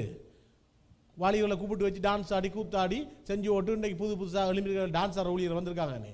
அப்போ டான்ஸும் ஆடி ஃபன் பண்ணி போட்டு, எஸ் நான் பார்க்கறது தானே, நீங்கள் அநேக பார்த்துருப்பீங்க. டான்ஸ் ஆடுற ஊழியர் கூப்பிட்டு என்ன வாலிபர்களுக்கு டான்ஸ் ஆடுற ஃபன் பண்ணுற பிடிக்கும் தானே. அப்போ அதே மட்டும் அப்படியே பாட்டையும் நல்லா ஃபாஸ்ட்டாக படித்து நல்லா போட்டு டான்ஸ் ஆடுங்க சொல்லுங்கன்னு போட்டு, எஸ் ஃபன் முடியா நல்ல ஒரு உத்தியோகத்தை போகிறதுக்கு. வாலிப முகாங்கள் ஏன் வைத்தார்கள்? வாலிப முகாங்கள் வைக்கிற அதிகமான நோக்கம் ஒரு வாலிபர் ஆவிக்குள்ளே கட்டப்படுறவர் சேர்த்து அடுத்த பக்கம் அந்த வாலிப முகாமிலே முழு நேரமாக ஆண்டவருக்கு ஊழியத்துக்கு அர்ப்பணிக்க ஊழியர்களை அந்த இடத்துல தெரிந்து கொள்றதுக்கு. இந்த வாலிபர் கிறிஸ்தவ வாலிபாக்கியங்கள் வைக்கும்போது எங்கட ஒரு மறைமுகமான ஒரு காரியம் இருக்கிறது. கிறிஸ்தவ வாலிபர்கள் வெளி உலகத்துக்கு போயிடக்கூடாது. எங்கட விசுவாச வாலிப ஆட்களுக்குள்ள அந்த அக்கியத்தை வச்சுக்கொள்ளணும் என்று. இவன் வாழ்க்கை துணை தேடுற காரியத்தில் கூட அந்த காரியத்தை கூட அவங்க வெளியிடத்தை போயிடக்கூடாதுன்றது தான் அந்த வாலிப கேம்புகள் முகாங்கள் நடக்கும். அப்போ வாலிப முகாங்கள் நடத்தி 3 நாள் நடத்தி ஊழியர்களை அந்த கூடத்தில் எத்தனை பேர் இன்றைக்கு ஆண்டு ஊழியத்தை அர்ப்பணிக்காங்க. கடைசியில் ஓட்டக்கோல் கொடுப்பாங்க, கொடுத்து ஊழியத்துக்கு யார் அர்ப்பணிக்கங்க வாங்க.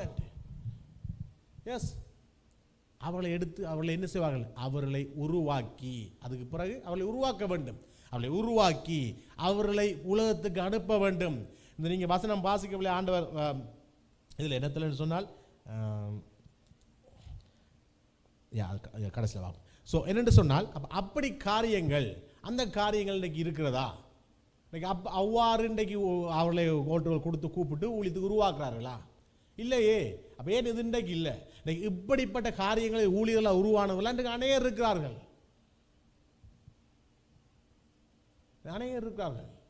ஆனால் அது இல்லை. இன்றைக்கு என்ன நடக்குது? இன்றைக்கு தங்களோட சொந்த பிள்ளைகளுக்கு சீதனம் கொடுக்கறது போல சபை கொடுக்கப்படுகிறது. தங்களோட சொந்த பிள்ளைகளுக்கு உறவினர்களுக்கு கடினமாக இருக்கலாம் அந்த வார்த்தை, ஆனால் தான் உண்மை. அதனால் என்ன நடக்கிறது? விளைவு என்ன? இந்த மங்கி எறிந்து இந்த லவோதிகேயா சபையை பற்றி சொல்லுவோம். லவோதிகேயா சபை அனலும் இல்லை குளிரும் இல்லை. லவோதிகேயா சபையை பற்றி ஆண்டு சொல்லும்போது நீ அனரும் இல்லாமல் குளிரும் இல்லாமல் இருந்தாய். இன்றைக்கு அப்படி செய்கிறதுனால என்ன நடக்குது? அனலாய் இருந்த சபை முன்னொரு காலத்திலே அந்த ஆண்டவர் திட்டம் இல்லாதவர் கைகளிலே அடுத்தது போனதுனால என்ன நடக்குது? அனலும் இல்லாமல் குளிரும் இல்லாமல் லவோதிகேயா சபையை போல போயிட்டு. அதே மாதிரி இன்னொரு கூட்ட சபை ஆண்டவர் அவர்களை எடுத்து அவர்களை கூட பயன்படுத்தி கட்டி வந்த சபை. இதெல்லாம் பிசாசுர தந்திரம், இதுக்கிடம் கொடுத்தது தான் காரணம். அதனால் என்ன நடக்குது? இந்த சபை என்ன பெருக்கமு சபையும் தியேத்தரா சபையும் என்ன பிழையான உபதேசங்கள் வந்த சபை. இன்றைக்கு இப்படி போனதுனால அவர்கள் அடுத்து வந்தவர்கள் பிழையான உபதேசத்துக்கு போய்விட்டார்கள். சபைக்குள்ள வந்து அடுத்த ஜெனரேஷன் என்ன பிழையான உபதேசக்காரர்களை சபையை கொண்டு வர வழிகிட்டாங்க. பெருக்கமு சபை தியேத்தரா சபை பிழையான உபதேசத்துக்கு போய்விட்டார்கள். குரங்குடையில் பூமாலை கொடுத்தமான்னு சொல்லுவாங்க. குரங்குடையில் பூமாலை கொடுத்த என்ன செய்யும்? குரங்கு அதை பிச்சு போட்டுரும். குரங்குடையில் பூமாலை கொடுக்க சொல்லுவாங்க. கொடுத்தா என்ன பிச்சு தூத்துலாம் ஒன்றாக்கி போட்டுரும். அதே மாதிரி இன்றைக்கு கொடுத்த சூழ்நிலை அநேக சபைகள் இன்றைக்கு உடைந்து சுக்குநூறாக இருக்கிறது. உருவாக வேண்டிய ஊழியர்கள் உருவாகப்படவில்லை. ஆண்டவருடைய சித்த மந்திரத்தை வெளிப்படவில்லை. ஆண்டவர் திட்டத்துக்குரிய தெரிவு செய்யப்படவில்லை. ஆவே பிரியமானவர்களே, இது பிசாசு மிகவும் தந்திரமா. அவனுக்கு என்ன சொன்ன? அவனோட நோக்கம் சபைகளை கீழ் நோக்கி தள்ளணும். ஏன்னா சபைக்கு தலைவராரு கிறிஸ்து தானே.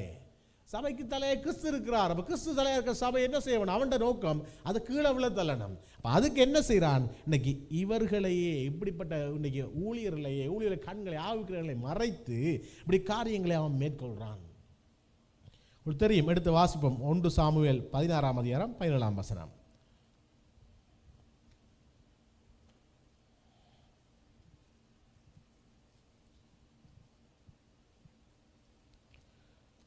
சாரி, 1 சாமுவேல் 16ஆம் அதிகாரம் 7ஆம் வசனம். சரியா? கர்த்தர் சாமுவேலை வாசிக்கிறான். கர்த்தர் சாமுவேலை நோக்கி, நீ இவனுடைய முகத்தையும் இவனுடைய சரீர வளர்ச்சியையும் பார்க்க வேண்டாம். நான் இவனை புறக்கணித்தேன். மனுஷன் பார்க்கிறபடி நான் பாரேன். மனுஷன் முகத்தை பார்ப்பான், கர்த்தரோ இருதயத்தை பார்க்கிறார் என்றார். இந்த சம்பவம் சாமுவேல்கிட்ட சொல்லப்படுகிறது. இஸ்ரவேலுக்கு ராஜாவை அபிஷேகம் பண்ண அனுப்புகிறார். ஆனால் சாமுவேல் வந்து ஈசாயின் மகன்களை வர வச்சு சாமுவேல் செய்கிறார், அபிஷேகம் பண்ண பார்த்துட்டு இருக்கார். அப்போ ஈசாயின் மகன் வந்தோடனே, மூத்த மகன் வந்தோடனே பார்த்த உடனே அவருக்கு அபியாப்பா அவன் பேர் என்ன, அப்போ அவனை கண்ட உடனே என்ன நடக்கிறது? அவருக்கு அவனை என்ன செய்யற, அவனை போய் அவனை அபிஷேகம் பண்ண, மூத்தமான அபிஷேகம் பண்ணுறதுக்கு அவர் வெளிக்கிறார். அப்போ அவர் என்னதை பார்த்து முடிவெடுக்காரு? அவன் நல்ல திடகாத்திரமும் ராஜாவாக இருக்கிறதுக்கு ஏற்ற விதமாய் அவன் நல்ல திடகாத்திரமாகவும் வளர்ச்சியாகவும் நல்லா அப்படி பார்க்க புஷ்டியாக இருக்கிறான். அப்போ இவன் தான் ராஜாவாக இருக்க சரி என்று சொல்லி சாமுவேல் நிறைக்கிறான். அப்போ ஆண்டவர் சொல்கிறார், ஆண்டவர் என்ன சொல்கிறார்? எலியாப்பா அவரை நீங்கள் என்னென்னு சொன்னால், இப்போ நீ அவனுடைய என்னதை பார்க்க, நீ முகத்தை பார்க்க, சரியா? நீ அவனுடைய சரீர வளர்ச்சியை பார்க்க வேண்டாம், அவனுடைய முகத்தையும் சரீர வளர்ச்சியையும் பார்க்க வேண்டாம். நான் அவனை புறக்கணித்தேன், நானோ இருதயத்தை பார்க்கிறேன். மனுஷன் பார்க்குற விதமாய் நான் பார்க்கிறேன்னு சொல்கிறார். அப்போ இந்த இடத்துல நீங்கள் பார்க்குற வழியில் இந்த சாமுவேல் எலியாபை அபிஷேகம் பண்ணியிருந்தால் ஆண்டவர் திட்டத்துக்கு ஏற்ற விதமான ராஜா இஸ்ரவேலுக்கு கிடைச்சிருக்குமா? கிடைச்சிருக்காது. அப்போ ஆண்டவர் பார்க்குற விதம் என்ன? ஆண்டவர் பார்க்குற விதம், ஆண்டவர் இருதயத்தை பார்க்குறார். ஆண்டவர் திட்டம் வேறு. ஆண்டவர் திட்டம் எலியாப்கிட்ட இருக்கல்ல. ஆண்டவர் திட்டம் தாவீது. ஸோ ஆண்டவர் அவனுடைய இருதயத்தை பார்க்குறார். அவன் மனுஷன் பார்க்குற விதமாய் பார்க்கல ஆண்டவர் சொல்கிறார். இன்றைக்கு இப்படித்தான் நீங்கள் பார்க்குற சாமுவேல் இருக்கிற. சாமுவேல் ஆரம்பத்தில் சவுலை ராஜாவாய் அபிஷேகம் பண்ணுறார். சவுலை, ஆனால் சவுல் மக்கள் விருப்பத்துக்கு ஏற்ற மாதிரி தான் தெரிவு செய்யப்பட்ட ராஜா. அந்த சவுலை அபிஷேகம் பண்ணி சவுல் ராஜாவாக இருக்கார். சவுலை ஆண்டவர் தள்ளுறார். சவுலுக்கு அடுத்ததாக இஸ்ரவேலுக்கு ராஜாவை ஏன் ஆண்டவர் யோனத்தானை அபிஷேகம் பண்ணவில்லை? யோனத்தானை குறித்து நல்ல மனிதன் என்றால் சொல்லப்படுது. தாவீதுக்கு நல்ல ஒரு நண்பனாக இருந்தார் யோனத்தான். அப்போ யோனத்தான் அபிஷேகம் பண்ணிக்கலாம் தானே? சவுல்ற மகன், ராஜாவின் மகன், அடுத்ததாக வர வேண்டிய ஆளுன்னு சொல்லி அன்று ஏன் யோனத்தானை அபிஷேகம் பண்ணவில்லை? ஆண்டவர் திட்டம் யோனத்தானிடம் இருக்கல்ல. ஆண்டவர் திட்டம் ஈசாயின் மகன் தாவீதிடம் இருந்து ஆடு மேய்த்து கொண்டிருந்த ராஜாவின் மகன் ஜோனத்தான். ராஜாவின் மகன் ஜோனத்தானுக்கு யுத்த சம்பந்தமாக சரி, நாடு சம்பந்தமாக சரி, அரசியல் சம்பந்தமாக சரி எவ்வளவு அறிவு இருந்திருக்கு. காரணம் என்ன? அவன் ராஜாவின் மகனாக இருக்கிறபடினாலே அந்த அனுபவம் இருந்திருக்கும், அந்த காரியம் இருந்திருக்கும். ஆனால் அது மாதிரி அவன் தாவீதுக்கு நண்பன் சொல்லப்படுது. நல்ல அவனை குறித்து நல்லா இருக்கிறது. அப்போ நான் யோனத்தானை அபிஷேகம் பண்ணிக்க, தாவீது சவுலுக்கு அடுத்த யோனத்தான் வர வேண்டும் என்று இல்லையே. ஆண்டவரின் திட்டம் ஆடு மேய்த்து கொண்டிருந்த தாவீதிடம் இருந்தது. ஈசாயின் மகன் தாவீதிடம் இருந்தது. அந்த தாவீதிடம் இன்றைக்கு யோனத்தானை பண்ணியிருந்தால் இஸ்ரவேலுக்கு ராஜா வந்திருக்காது. அது ஆண்டவர் திட்டம் தாவீதிடம் இருந்தபடி அந்த தாவீது அபிஷேகம் பண்ண தாவீது வந்தது கூட இஸ்ரவேலுக்கு ஒரு நல்ல ராஜா வந்தது.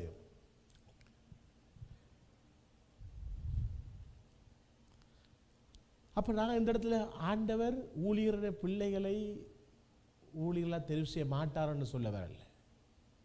சிலருடைய ஊழியங்களிலே அவருடைய உறவினர் பிள்ளைகள் ஆண்டவர் திட்டமாக இருக்கலாம், சிலருடைய இருக்காங்க, அது இல்லைன்னு சொல்ல வரல. சில இடங்களில் இருக்கிறது, சில இடங்களில் ஆண்டவர் அவருடைய பிள்ளைகள் தான் அவர் திட்டமாக இருக்குது, அபிஷேகம் பண்ணி செய்கிறார். அது அடுத்த சாப்டர், எல்லாரையும் சொல்ல வரல. ஆனால் இன்றைய நிலை கடைசி நாட்களை பார்க்குற வேளையிலே சகல ஊழியங்களிலும் அதே நிலை தான். அதான் அவங்க சொன்னான். ஒரு ஊழியர்கிட்ட அநேகர் ஊழியக்காரராக இருந்தாங்க இந்தியாவில். 25 வருஷமாக ஊழியராக இருக்காங்க. அவங்க பார்த்துட்டு இருக்க பிறந்து விரல் சூப்பி ஐஸ்பலம் சூப்பி குடிச்சு கொடுத்துருந்த அந்த பொய்யன்னு அவர் வளர்ந்து வந்து இந்த எல்லாருக்கும் பெரிய ஊழியக்காரராக வந்துறான் சபைக்கு. அவர் சொல்கிறாங்க என்ன நடக்கிறது. அது வரைக்கும் இவங்க அவர் உதவி ஊழியக்காரர்கள் தான். இவங்க பார்த்துட்டு இருக்க திரிஞ்சு வளர்ந்து வந்தவர். இது ஆண்டவர் திட்டம். எப்படி என்றா ஊரில் அண்டியாக்களுக்கு தெரிஞ்சிருக்கும், ஊரில் ஹிந்து வாக்கல்ற கோயில் இருக்குத்தானே அவங்களுக்கு தெரிஞ்சு. ஒவ்வொரு சாதிக்கும் ஒரு கோயில் இருக்கும் ஊரில். அவங்கள்ட்ட ஒவ்வொரு சாதிக்கு ஒரு கோயில், ஒரு குலத்துக்கு ஒரு கோயில், இப்படி தான் இருக்கும். அந்த கோயிலையும் ஐயர், வண்ணக்கர், பூசாரி இப்படியே ஒரு பிரிவுகள் இருக்காங்கன்னு. அவங்களுக்கு பார்த்தீங்கன்னு சொன்னால் அந்த கோயிலில் வண்ணக்கரா அடுத்ததான் அவங்கள வண்ணக்கரில் இருந்து தான் ஒரு ஆள் வர வேண்டும். அப்படித்தானே? அப்படித்தான் இந்து முறைப்படி அந்த சாதிக்குரிய வண்ணக்கரான்னு இருந்தால் அந்த வண்ணக்கரா இருக்கிறவர் தான் அந்த பூசாரியாக இருந்தால் அந்த பூசாரியோட சாதியில் இருந்து தான் பூசாரி வர வேண்டும். மற்ற சாதிக்கிறால் வரையலாது, அந்த அந்த பதவிக்கு வரையலாது. ஆமா இல்லையா? எஸ், அப்படிதான் அவங்களது. அது அவங்களோட பிரச்சனை. ஆனால் அதே இதை நாங்கள் அதை விட்டு வந்த திருப்பி சபைக்க கொண்டு வரக்கூடாதோ? விட்டு வந்ததை சபைக்க கொண்டு வரக்கூடாது. இது ஆண்டவருடைய சபை, இது மணவாட்டி சபை, இது கிறிஸ்து தான் தலை. ஆண்டவருடைய திட்டம் சவுலின் மகன் ஜோனத்தானிடம் இல்லை. அவனுடைய திட்டம் எங்கேயோ ஆடு மேய்த்து கொடுத்த ஈசாயி மகன் தாவீதிடம் இருந்தது. அவை அதே மாதிரி நாங்கள் பார்க்கக்கூடாது. எந்த மகன் தான் பெறணும், எந்த உறவு தான் பெறணும். அதனால் தான் இன்றைக்கு சபை வளரவில்லை. அதனால் தான் இன்றைக்கு நாங்கள் இருந்து ஆண்டவரே எழுப்புதல், இன்றைக்கு இருந்து ஜெபிக்கிறாங்க எல்லா இடம். இன்றைக்கு இருந்து எல்லா சபையிலும் எழுப்புதலுக்காக ஜெபிக்கிறாங்க. நான் கேட்குறேன் இந்த இடத்துல கேள்வி, எழுப்புதலுக்காக நாங்கள் எல்லா சபையும் எழுப்ப வருகை வரப்போது எல்லா இடமும் ஜூம்ல அங்கே கூடி எழுப்புதலுக்காக ஜெபிக்கிறீங்க. நாங்கள் எழுப்புதலுக்காக ஜெபிக்கிறோம். நாங்கள் மாற வேண்டி இருக்கிறது எங்கிற சைட்டிலே. எழுப்புதை உண்டாக்க வேண்டிய விசுவாச வீரர்களையும் எழுப்புதை உண்டாக்க வேண்டிய யோசுவாக்களை வேண்டிய தாவீதுக்களையும் நீங்கள் எழுப்பி விடவில்லையே. எழுப்பி விட்டிருந்தால் இன்னும் அநேகர் அறிஞ்சிருப்பார்கள். சிந்தனை மாறல்ல. ஆண்டவர் வழி நடத்துறதுக்கு இங்கே பார்க்குற வழியில மோசே இஸ்ரவேல் ஜனங்களை வழி நடத்தி வந்து எவ்வளவு பெரிய ஒரு லீடர் மோசேக்கு அடுத்த இவ்வளோ காரியம் டெடிகேஷன். மோசே லைஃபை டெடிகேட் பண்ணி வழி நடத்துவார். மோசேக்கு அடுத்ததான் ஜனங்களை கானானுக்கு வழி நடத்துகிறாரு யோசுவா. ஏன்? மோசேக்கு 2 பிள்ளைகள் இருந்தார்கள். மோசேக்கு 2 குமாரர் இருக்கிறார்கள். ஆண்டவர் திட்டமே இருந்திருக்கலாமே ஆரம்பத்தில். நாம் அதுக்கு எனக்கு மோசைக்கு அடுத்ததான் நான் மோசையோட குமாரனைத்தான் நான் கொண்டு வந்து இவனுக்கு அடுத்ததாக மக்களை கொண்டு போகிறதுக்கு வழி எடுத்து நினைச்சிருக்கலாமே ஆண்டவர் திட்டம் அங்கே இருக்கல்ல. அவனை மோசையோட பிள்ளைகளை குறித்து எங்கள்கிட்ட கதையில் அவளை குறித்த காரியங்கள் இல்லை பெருசாக உண்டும். 2 பிள்ளைகள் இருந்தாங்க. ஆனால் ஆண்டவர் திட்டம் யோசுவாவின் மேல் இருந்தது. அது யோசுவாவின் மேல் இருந்தபடினாலே அவர்கள் யோர்தானையும் கடந்தார்கள், அவர்கள் எரிகோவையும் தகர்த்தார்கள். ஆண்டவர் திட்டம் இந்த யோசுவாவிடம் மோசையிடம் பிள்ளைகள்கிட்ட இருக்கல்ல. அப்போ நாங்கள் ஒவ்வொருவரும் சிந்திக்க வேண்டும் பிரியமானவர்களே. நாங்கள் யோசித்து பார்க்க வேண்டும். நாங்கள் இன்றைக்கு ஆண்டவர் எங்களுக்கு போகும்போது சொல்லி சொன்ன காரியத்தை நான் நிறைவேற்றலை. நிறைவேற்றாத காரணம் என்ன? சொன்ன காரியத்தை நாங்கள் செய்யலை. அப்போ ஆண்டவர் சொல்கிறார் என்ன? அவரை திட்டம் நிறைவேறதுக்கு அவர் யாரை அவர் நினைச்சிருக்காரோ அவரை நாங்கள் உருவாக்க வேண்டும். அதை தவிர்த்து அதையும் தாண்டி இப்போ நீங்கள் சபைக்கு அடுத்ததாக பொறுப்பெடுக்கால் உருவாக்குற மாத்திரமே இல்லை. இந்த செய்தியின் அர்த்தம் சீசர்களை உருவாக்க வேண்டும். அதான் முக்கியம். அந்த எண்ணம் இருக்குது. எனக்கு ஞாபகம் இருக்குது. நான் முந்தி போன ஒரு சபையில் அந்த ஸ்டார்டில் போன ஒரு சபையில் அப்போ நான் என்னென்னு சொன்னால் அங்கே இந்தியா இருந்த ஒரு சபையிட்ட நான் அந்த இந்தியா இருந்த ஒரு முக்கிய பெரிய பிரபல ஊழியக்காரை வந்திருந்தேன். வந்து அவர் மீட்டிங் 3 நாள் மீட்டிங் முடிஞ்சு கடைசியில் ஒரு ஓல்டோ கோல் ஒன்று கொடுத்தார். ஆண்டவருக்கு ஊழியம் செய்ய விருப்பமானாக்கள், முழுமையாக ஆண்டவருக்கு ஊழியம் செய்ய விருப்பாக்கள் முன்னுக்கு வாங்கன்ட்டு. ஸோ முன்னுக்கு வாங்கன்னு சொல்லியிருந்தார். அப்போ முன்னுக்கு சொன்னேன். அந்த சபை பெரிய சபை. அதில் மூப்பர்கள் லீடர்ஸ் அப்படி இல்லாமல் ஊழியங்கள் ஒன்று சொல்லிக்கொண்டு நல்ல கோட் சூட்டும் போட்டு இருக்கிறவர்கள் அநேகர் இருக்கிறார்கள். ஆண்டவருக்கா முழுமையாக ஊழியம் செய்ய முன்னுக்கு வாங்கன்னு சொன்ன உடனே அதில் ஒருத்தருமே முன்னுக்கு போகல. ஒரு 6 பேர் முன்னுக்கு போயிருப்பார்கள். தெரியும், 6 பேர் அப்போ முன்னுக்கு போயிருப்பார்கள். அப்போ அந்த 6 பேர் முன்னுக்கு போனதில் அவர் இந்தியாவுக்கு வந்து சொல்லிவிட்டு அவர் போயிடுவார். அந்த முன்னுக்கு வந்து அவங்க எல்லாருக்காவது ஜெபம் பண்ணி போட்டு அவங்க ஊழியத்துக்கு அர்ப்பணிச்சு போனால் 3 நாள் மீட்டிங். அந்த 6 பேரும் போனாக்கள் தான். அதுக்கப்புறம் அவர் போன பிறகு 6 பேரும் போயிட்டு ஆழம்தான். அந்த 6 பேர் அவங்க கதைச்சதும் இல்லை. அந்த 6 பேரோடையும் அவங்க திருப்பி பேசினதும் இல்லை, அவங்கள உருவாக்கையும் இல்லை, ஒன்றும் செய்யவும் இல்லை. கனடாவில் அவங்க இந்தியாவோட ஸ்டைலில் வந்து செஞ்சவங்க எஸ் ஊழியத்துக்கு வாஞ்சியாக இருக்காங்க. 6 பேர் வந்திருக்காங்க. இயேசுவுடைய காரியம் என்ன, ஊழியக்காரன் என்ற காரியம் என்ன, நான் சீரலை உருவாக்க வேண்டும். வந்திருக்கான், அர்ப்பணிச்சிருக்கான். அவனை கூப்பிட்டு அவளை கதைச்சி பேசி அவனை வாஞ்சி என்ன தாகம் என்ன, ஓகே அப்போ நீங்கள் அடுத்த ஸ்டெப் ஊழியத்துக்கு வர வேணும்னா என்ன செய்ய வேண்டும், அவளுக்கு கற்பிக்கிறதுக்குரிய வழியை வேதாமா சம்பந்தப்பட்ட அறிவை குறிக்க காரியத்தை வழியை உண்டு பண்ணி அவளுக்கு என்ன அடுத்த கட்ட ஊழியங்களை கொடுத்து அவளை செதுக்கி உருவாக்கி ஒரு சிலை உருவாக்குற ஒரு சிலை செதுக்கிறவங்களை உருவாக்கி அவர்களை அனுப்ப வேண்டும். அதைத்தான் ஆண்டவர் செய்தார். பிரியமானவர்களே, அதைத்தான் ஆண்டவர் செய்தார். ஆண்டவர் சொல்றார் என்ன, மனுஷன் முகத்தை பார்க்கிறான், நான் இருதயத்தை பார்க்கிறேன். ஆண்டவர் பார்க்கிற அழைப்பு கோழி ஆண்டவர் ஹார்ட்டை பார்த்து ஆண்டவர் தெரிவு செய்கிறார். ஆண்டவர் தெரிவு செய்யக்குள்ள ஈசாயின்மான் அபியாப்பையும் தெரிவு செய்யலை, ஆண்டவர் தெரிவு செய்யக்குள்ள சவுலிமான் யோனத்தானையும் தெரிவு செய்யலை. இதெல்லாம் தாண்டி கடைசியா இருக்கிற சாவிதை தெரிவு செஞ்சு கொண்டு வரார். எல்லாரும் நோக்கம் எங்க இருக்குது, சவுலுக்கு இருந்திருக்கு யோனத்தானை குறித்து, எனக்கு எடுத்த மான்ராஜா வரணுமெண்டு. அதே மாதிரி சாமுவேலுக்கு இருந்தது எலியாப்பை குறித்து, ஈசாய்க்கு மதான் இருந்திருக்கும், தாவீதை குறித்து இருக்கவில்லை. ஆனால் ஆண்டவர் திட்டம், ஆண்டவர் இருதயத்தை பார்த்தார், தாவீதின் இருதயத்தை பார்த்தார். அதனால் இஸ்ரவேல் நல்ல ஒரு ராஜாவை கண்டது. அவர் நாங்கள் உருவாக்கவில்லை. எங்கள் மனுஷன் முகத்தை நாங்கள் என்னதை பார்க்க, முகத்தை பார்க்க நாங்கள் முகத்தை பார்க்க இருதயத்தை பார்க்கல.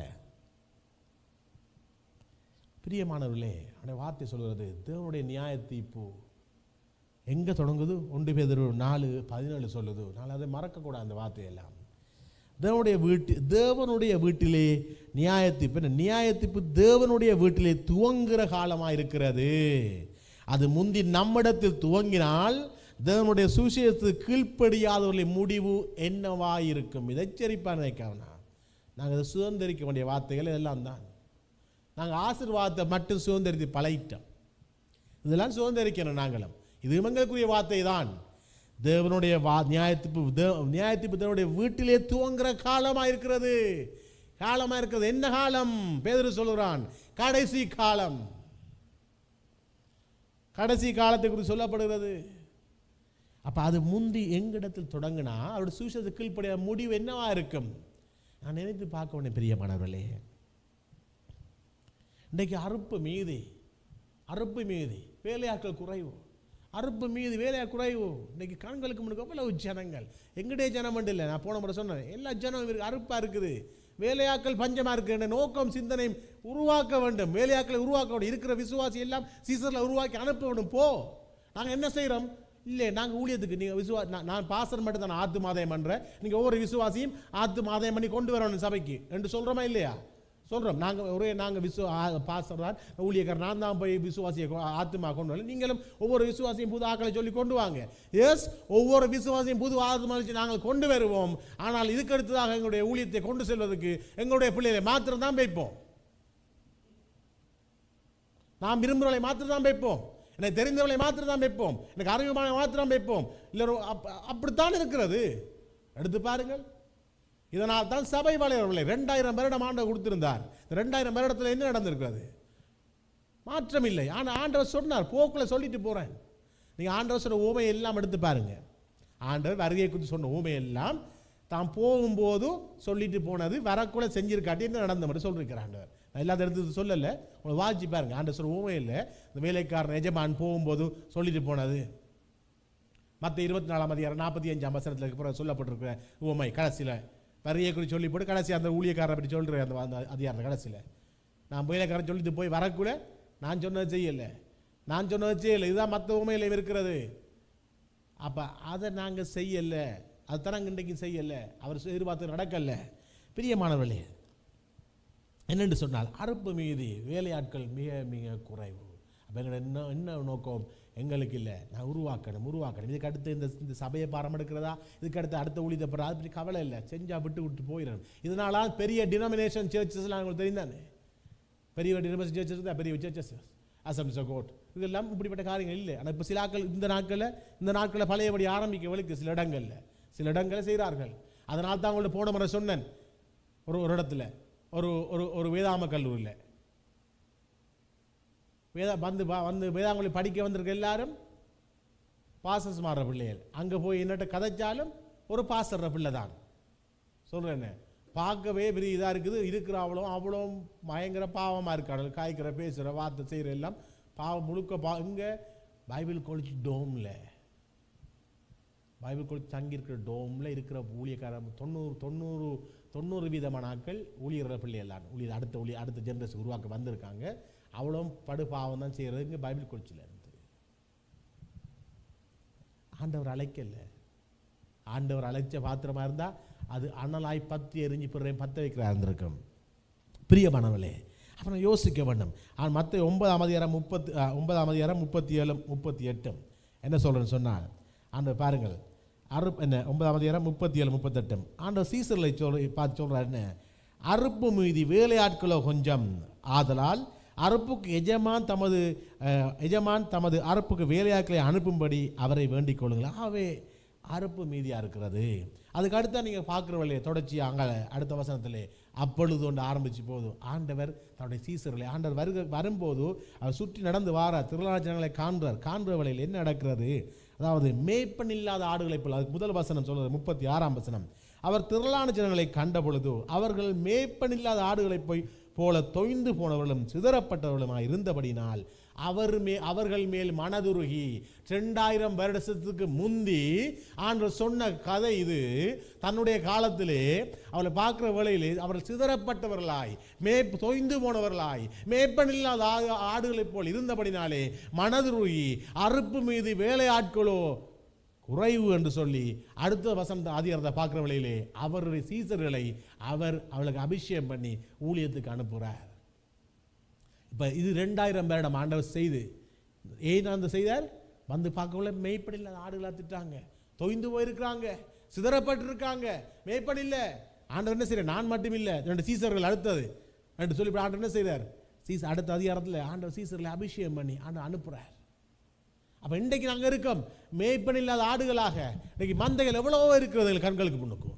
ஏன் இந்த ஜனங்களை இந்த ஜனங்களுக்கு ஆண்டவரை சொல்லவும் வழிநடத்தவும் ஆட்கள் இல்லை? எங்களுடைய குறுகிய எண்ணம்.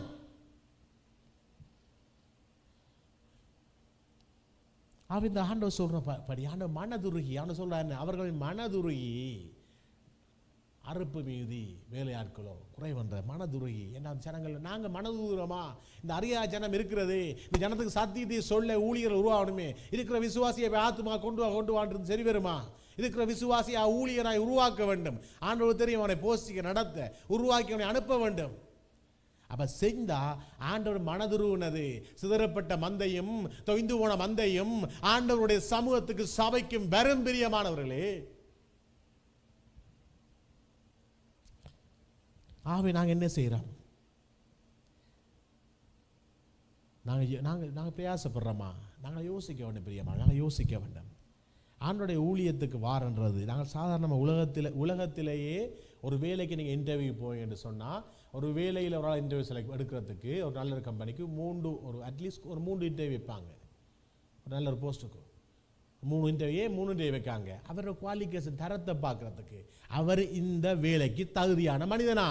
1வது இன்டர்வியூ பாஸ் ஆகணும், 2வது இன்டர்வியூ பாஸ் ஆகணும், 3வது இன்டர்வியூ பாஸ் ஆகணும். ஏதோ எக்ஸாம்பிள் வச்சு 3 விதமான இன்டர்வியூ இந்த வேலைக்கு உலகத்தில் ஒரு கம்பெனிக்கு வாரவன் தகுதியானவனாக இருந்தால் தான் அந்த வேலையை அவன் சரியாய் செய்வான். என்னுடைய கோல், ஒரு பிஸ்னஸ் மேனுடைய டைரக்டரோட கோல் அச்சீவ் பண்ணப்படும். அதை அச்சீவ் பண்ணுறதுக்குரிய தகுதி அவனுக்கு இருந்தால் தான் அதன்படி வேலை செய்வான். அப்போ அவ்வளவு இன்டர்வியூ வச்சு எடுக்கும் போது ஆண்டவருடைய அந்த உலகத்தை அண்ட சராசரங்களை படைத்து ஆள்ற ஆண்டவருடைய திட்டம் நிறைவேற வேண்டும் என்று சொன்னால் அதுக்கு அவ்வளவு தகுதி இருக்க வேண்டும். ஆண்டவருடைய தகுதி இருக்கிறது. அப்போ அதுக்கு இவ்வளோ டெஸ்டிங் இவ்வளோ முடிச்சு. இன்றைக்கு உதாரணத்துக்கு இன்றைக்கி ஒரு கம்பெனி இருக்குது. ஒரு கம்பெனியில் ஒரு போஸ்ட்டுக்கு ஒரு இன்ஃப்ளூயன்ஸில் வாரன்னு கேள்விப்பட்டிருப்பீங்க. இன்ஃப்ளூயன்ஸில் வருவாங்க சில ஆட்கள், இன்ஃப்ளூயன்ஸில் வாரேன் சில ஆட்கள் கள்ள சர்டிஃபிகேட்டில் வருவாங்க. போய் சர்டிஃபிகேட்டையும் போலி சர்டிஃபிகேட் எடுத்துட்டு இன்ஃப்ளூயன்ஸ்லையும் வார ஒரு ஆள் வேலைக்கு வந்தால் அந்த இடத்துல அந்த வேலை சக்ஸஸாக வருமா? வராது. லொஸ் தான் ஆகும். கம்பெனி லொஸ்டாக தான் மேனேஜர் எடுத்து செக் பண்ணி பார்த்தா எங்கே பிரச்சனை வந்தால் அங்கே பிரச்சனை இருக்கும். இன்றைக்கு சொன்னால் கேள்விப்பட்டு கள்ள சர்டிஃபிகேட் முடிச்சுக்கொண்டு டாக்டர்ஸாக இருக்காங்களா இந்தியா இடங்களில். இன்றைக்கு அவரை சர்ஜரி பண்ண விட்டா என்ன நடக்கும்? கத்திரிக்கோள் உள்ளுக்கு வச்சு அந்த பேர்.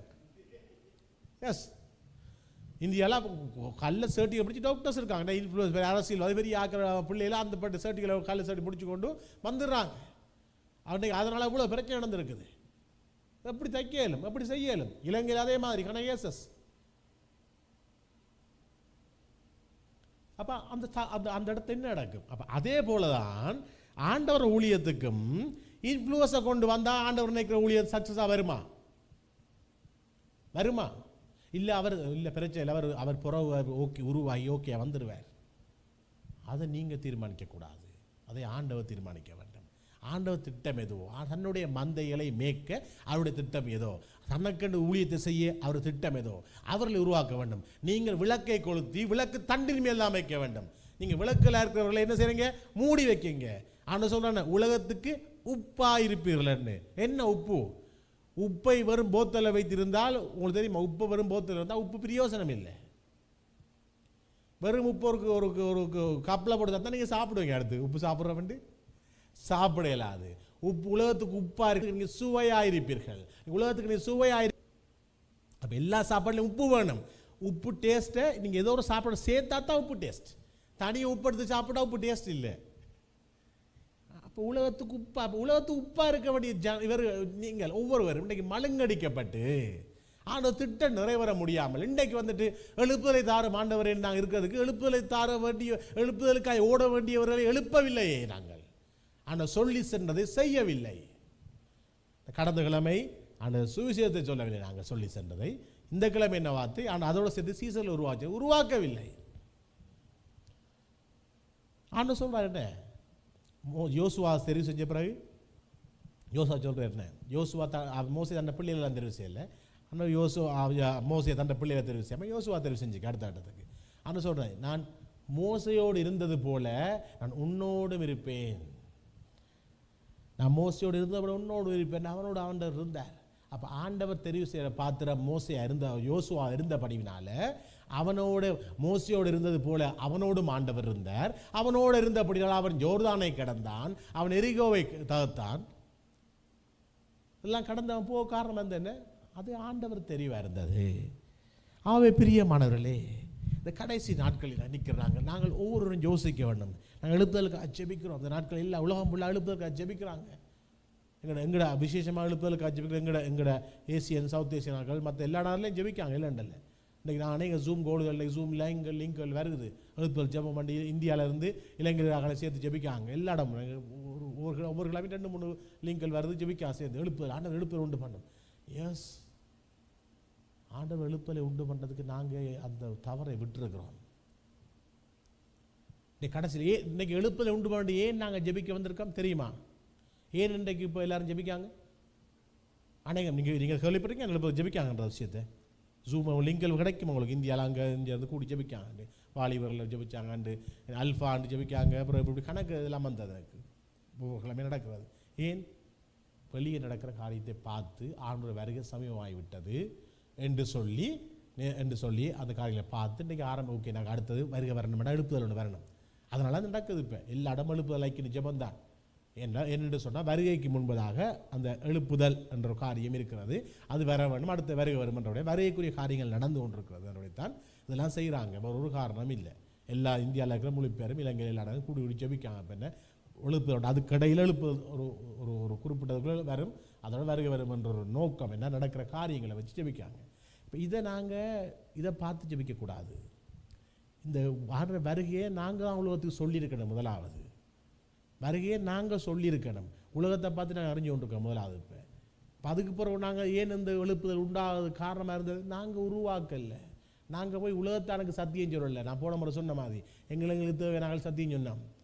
நாங்கள் எங்களுக்கு நாங்கள் உருவாக்கலை. எங்களோட சபையில் இன்றைக்கி நீங்கள் 10 பேர், இன்றைக்கி நான் போன முறை சொன்ன ஒரு சபையில் 5 ஊழியக்காரர் இருக்காங்கன்னு சொல்லியாண்டு, விசுவாசி 25 பேர் இருக்கான்னு சொல்லியாண்டு. இன்றைக்கு 5 ஊழியக்காரர் இருந்தால் விசுவாசி இருக்கணும். அட்லீஸ்ட் ஒரு மினிமம் 500 பேர் இருக்கணும். பின்ன என்ன ஊழியம் பண்ணா என்ன? பைபிள் கோழி படித்தா மட்டும் ஊழியக்காரன் இல்லை. ஊழியக்காரனாயான பிறகுதான் நீங்கள் பைபிள் குடிச்சு. உங்களுக்கு தெரியுமா இதோட சபையை இந்த இது செய்தி முடிக்கிறார் அன்றைக்கி அசம்சோ கோட்டில் ஏஓஜியில் நான் இருந்த சபையிலெல்லாம் ஊழியத்துக்கு பைபிள் குடிச்சுக்கு போகிறோன்னு சொன்னால் அட்லீஸ்ட் எங்களோட pastor minimum 3 years 2 to 3 years அதுக்கு முந்தி சபையில் முழுநேர ஊழியமாக இருந்து ஊழியம் செய்யணும். அப்படி தான் நான் இருந்தேன். நான் சபையில் அனுப்ப மாட்டேன். அது வரைக்கும் ஏஓஜிக்குன்னு தனியாக பைபிள் குடிச்சிருக்குது சரியா. ஆனால் முந்தி இருந்தது. இப்போ எப்படி இருக்காங்க தெரியாது. அவங்க இப்படி தான் இருந்தது. 2 வருஷம் இருந்து சபையில் ஊழியங்கள் எல்லா ஊழியம் தரப்படும், முழு ஊழியம் செய்யணும். அந்த 2 வருஷமும் ஃபுல் வீட்டுக்கு ஏற்ற மாட்டாங்க. ஃபுல் வீட்டுக்கு சொன்னால் ஞாயிற்றுக்கிழமைகள் ஏற்றும். பைபிள் காலேஜ் முடிச்சு வந்த பிறகு தான் ஞாயிற்றுக்கிழமை சண்டே மெசேஜுக்கு ஏற்றுவாங்க. அதுக்கு முந்தி வரைக்கும் சாட்டர்டே பாஸ்டியம் ப்ரேயருக்கு மெசேஜுக்கு ஏற்றுவாங்க. மற்ற ப்ரேயருக்கெல்லாம் மெசேஜ் எல்லாருக்கும் ஏற்றுவாங்க. அடுத்தது ஊழியங்கள் செய்யணும், சபையில் வேலை செய்யணும். நாங்கள் ஊழியம் செய்யக்குள்ள ஆரம்பத்தில் தெரியுமா, எங்களுக்கு ஒரு ஆளுக்கு 1000 ரூபா. நாங்கள் 8 பேர் இருந்தோம், எனக்கு போய் ஞாபகம் இருக்கிறது. 8 பேருக்கும் ஒரு ஆளுக்கு 1000 படி 8000 ரூபா சபையால் தருவாங்க. எங்களுக்கு எங்கள்கிட்ட சாப்பாடு செலவுக்கும் ஒரு ஆளுக்கு 1000 ரூபா. அந்த 8000 ரூபா காசும் பொதுவாக தருவாங்க. நாங்கள் தான் சமைக்கிறதுக்கு எங்களுக்கு வீக் டேஸில் கிளாஸ் நடக்கும் எங்களுக்கு. அப்போ அந்த சமைக்கிறவங்க வருவாங்க. மற்ற நேரத்தில் நாங்கள் தான் சமையல், நாங்கள் தான் மார்க்கெட்டிங் செய்யணும், நாங்கள் மெஸ் பொறுப்படுத்து நாங்கள் தான் மார்க்கெட்டிங் போய் அந்த 8000 ரூபா காசு ஒரு மாதத்துக்குள்ளே எங்கள் அவ்வளோ பேருக்கும் சாப்பாட்டுக்குரிய செலவு. பெண்கள் பொம்பளையில் இரவையில் வீட்டை போயிடுவாங்க. ஆம்பளை நாங்களாம் சேர்ச்சாக இருக்கிறது வீட்டை போயிடாது. கிழமையில் ஒரு நாள் தான் வீட்டை போகலாம். திங்கக்கிழமை மாதிரி தான் லீவ் எங்களுக்கு வீட்டை போகலாம். இரவு தங்க இயலாது. நைட்டுக்கு சர்ச்சுக்கு வந்துடணும், தங்குறலாம் சபையில் தான்.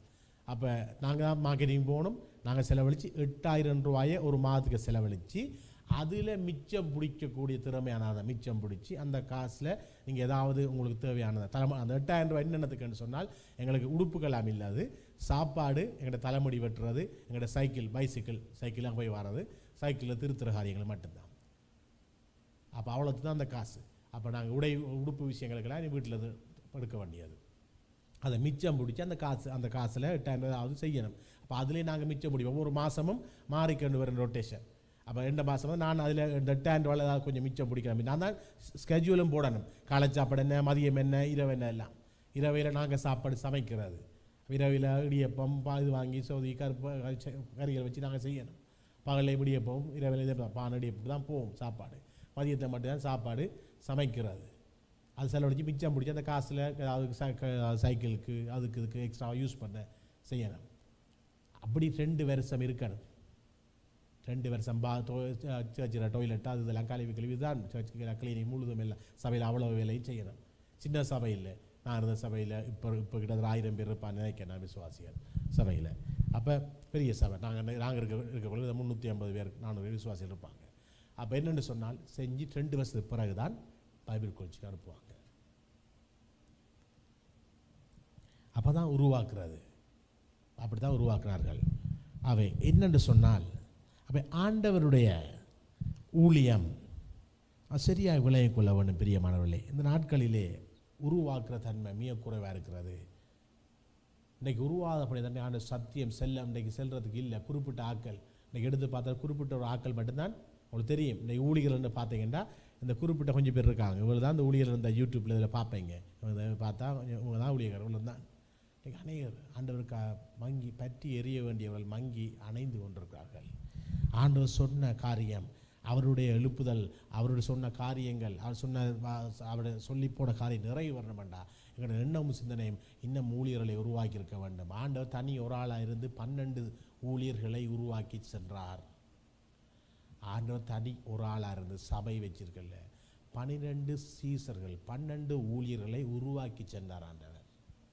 12 பேரும் ஊழியர்கள், அவருடைய சீசர்கள் ஊழியர்கள் உருவாச்சு. ஒரு மனிதனாய் நாங்கள் சபையில் எத்தனை விசுவாசியை வச்சு கொண்டு நாங்கள் இருக்கோம், எத்தனை ஊழியர்களை உருவாக்கியிருக்கோம். எனக்கு பிறகு அவன் பெறணும், எனக்கு பிறகும் அந்த எண்ணம் இருக்கக்கூடாது. ஆண்டவர் சித்தம், ஆண்டவர் எவனை தொடர் அழைக்கிற அவனை கொண்டு வர சபையை நடத்த, அந்த சபையை நடத்த அவனை உருவாக்கி விட்டால் வேறு சபைக்காவது போ, அவனை கடைசி வரைக்கும் உருவாக்கி கொண்டு வா. அவனுக்கு நான் எந்த சிந்தனை எண்ணத்தை அடுத்த காட்டுறதால அவனும் அதை பார்த்துட்டு இருக்கான். அதெல்லாம் இன்றைக்கி சபைகள் உடைஞ்சு போய் இன்றைக்கி வேறு வரையான சபை இருக்கிறது. இன்றைக்கி போய் உடைஞ்சு போயிட்டு ஒரு சபையில் போய் இன்றைக்கி பிரிஞ்சு எத்தனை சபை இருக்கிறது. இன்றைக்கி 5 பேர் ஒரு சபை 25 விசுவாசி வச்சு இருக்க தேவையில்லை. பைபிள் காலேஜுக்கு படித்தா படுத்தான் பாஸ்டர் இல்லை. இப்படியெல்லாம் வந்து இந்த கதை எழுதி சொன்னான்னு சொன்னால் இப்படி வந்து தான் இப்படி ஊழியம் செய்து வந்தது பிறகு தான் பைபிள் காலேஜ் மேலதிகமான அறிவுக்கு எக்ஸ்ட்ரா அறிவுக்கு பைபிள் காலேஜ் படிக்காமலே கிராம மட்டத்தில் அநேகர் ஊழியம் செய்கிறார். அது வேறு சட்டு. அவங்க ஊழியம் செய்ய வேண்டும். ஆண்டவர் வந்தார் ஊழியம் கொள்ள அல்ல, ஊழியம் செய்ய. ஆவே பிரியமான இந்த கண்களை முடிச்சோம் பண்ண போகிறோம். இதுவரை காலமாக யாராக இருக்கலாம், நாங்கள் ஊழியம் சபை நடத்துகிறவர்களாக இருக்கலாம், இல்லை இனி புதிதாக சபை ஆரம்பித்தவர்களாக இருக்கலாம். யாராக இருக்கட்டும், எங்களுடைய எண்ணங்கள் சிந்தனைகள் நான் ஊழியரை உருவாக்க வேண்டும். நான் புதிய ஊழியர்களை உருவாக்க வேண்டும். இன்னும் என் ஆண்டவருக்காக சேவை செய்ய, ஆண்டவர் சத்தியத்தை சொல்ல நான் மட்டும் போதாது. ஆண்டவர் இயேசு கிறிஸ்து வந்து தான் ஒருவராயிருந்து 12 சீசர் ஊழியர்களை ஆண்டவர் உருவாக்கி சென்றார். 12 சீசர்களை, அந்த 12 அப்போஸ்தலர்களை ஆண்டவர் தன்னோட சீசர்களை உருவாக்கி சென்றார். இன்றைக்கு இருக்கிறோம், இத்தனை விசுவாசிகள் இருக்கிறது, நாங்கள் என்ன செய்கிறோம்? எல்லாரையும் அதே மட்டத்தில் வைத்திருக்கிறோமா? நாங்கள் இன்றைக்கு சபை இன்றைக்கு ஆரம்பிக்கிறதா இருக்கலாம், புதிய சபை ஆரம்பிக்க இருக்கலாம், ஊழியர்களாக இருக்கலாம், யாராக இருக்கட்டும், இனி ஊழியர் செய்கிற போராட்டம் எங்களுடைய எண்ணம் சிந்தனை மாற வேண்டும். நான் ஜெபப்படுவோம். ஆண்டவரே, நாங்கள் அர்ப்பணிக்கிறோம். ஆண்டவரே அப்பா, எங்களுடைய எண்ணங்கள் சிந்தனைகள் இருதயம் எண்ணங்கள் மாற வேண்டும். ஆண்டவரே உம்முடைய திட்டம் ஆண்டவரே, உம்முடைய வருகைக்கு முன்பதாக ராஜா உம்முடைய சித்தம் திட்டம் நிறைவேற ஆண்டவரே. எங்களுடைய முயற்சியிலே கத்தாங்க நாங்கள் இன்னும் ஊழியர்களை உருவாக்க வேண்டும். அறுப்பு மீதி ஆண்டவரே, அறுப்பு விளைந்து கிடக்கிறது ராஜா, அறுவடைக்கு ஆக்கள் இல்லை ஆண்டவரே. அப்பா அவங்களை அர்ப்பணிக்கிறோம் ஆண்டவரே. இன்னும் புதிய ஊழியர்களை நாங்கள் உருவாக்க உதவி செய்யும் ஆண்டவரே. ஒவ்வொரு ஊழியர்களின் இருதயங்களிலும் ஆண்டவரே அப்பா புதிய ஊழியர்களை உருவாக்க வேண்டும். அறுவடைக்கு வேலையாட்களை உண்டாக்க வேண்டும். இந்த புதிய சீசனை உருவாக்க எண்ணத்தை உண்டு பண்ணும் ஆண்டவரே. அந்த மனநிலைமை உண்டு பண்ணும் ஆண்டவரே. நீ சொன்னீரே ஆண்டவரே, நீர் ஆண்டவர் இந்த பூவில் எடுத்துக்கொள்ளப்படும் சொன்னீரே, புறப்பட்டு சகல ஜாதிகளை சீசராக்கி சீசர் ஆக்குற. எத்தனை பேர் சீசர் ஆக்கி இருக்கிறோம் ராஜா? எத்தனை ஊழியர்களை உருவாக்கி இருக்கிறோம்? ஒவ்வொரு ஊழியர்களும் மனதில் பேசுறதுக்கு அந்த நாட்களிலே, இந்த கடைசி நாட்களிலே எழுப்புதல் ஆக்கினதை பரவ, அறியாத ஜனங்களுமே கண்டுகொள்ள, சத்தியத்தை சொல்ல ராஜா நான் ஊழியர்களை உருவாக்க வேண்டும், புதிய சீசனை உருவாக்க வேண்டும். அநேக ஆண்டவரே, அநேக ஊழியர்கள் ஆண்டவரே, அநேக யோசுவாக்கள் ஆண்டவரே, அநேக தாவீதுக்கள் ஆண்டவரே, அநேக பவுல்கள் ராஜா மங்கி அணைந்து கொண்டிருக்கிறார்கள் கர்த்தாவே. உமக்கு எழுந்து பிராசிக்கபடி அநேக ஊழியர்கள் கர்த்தாவே அணைந்து கொண்டிருக்கிறார்கள் ஆண்டவரே. விளக்கை கொளுத்தி மரக்காலால் மூடி வைப்பானு கொண்டு கட்டிடு ஆண்டவரே. இந்த விளக்கு உலகத்துக்கு வெளிச்சமாயிருக்க வேண்டும். நீ உலகத்துக்கு ஒளியா இருக்குன்னு சொன்னீரே ராஜா. இந்த ஒளிக்கு உலகத்துக்கு ஒளியா இருக்கிற விளக்குகளை ஆண்டவரே எடுத்து மரக்காலின் அடியில் இல்ல ராஜா அப்பா, விளக்கு தட்டின் மேலே வைக்க ஆண்டவரே. அப்பா அவரோடு பேசும் அப்பா, ஒவ்வொருவரோடும் பேசும் ஆண்டவரே. எங்கள் இருதயமும் ஆண்டவரே இன்னும் புதிய ஊழியர்களை உருவாக்குற எண்ணங்களாய் மாறட்டும் அப்பா, மாறட்டும் ஆண்டவரே, மாறட்டும் ராஜா. நன்றி அப்பா. ஒரு அஷாலா ஒரு அபாஷா கரியாந்தர ஹalleluya ஒரு பாஷந்தர லவரி ஹந்துரே. ஓ சோத்திரம் அப்பா, நன்றி ஆவியானவரே, சோத்திரம்.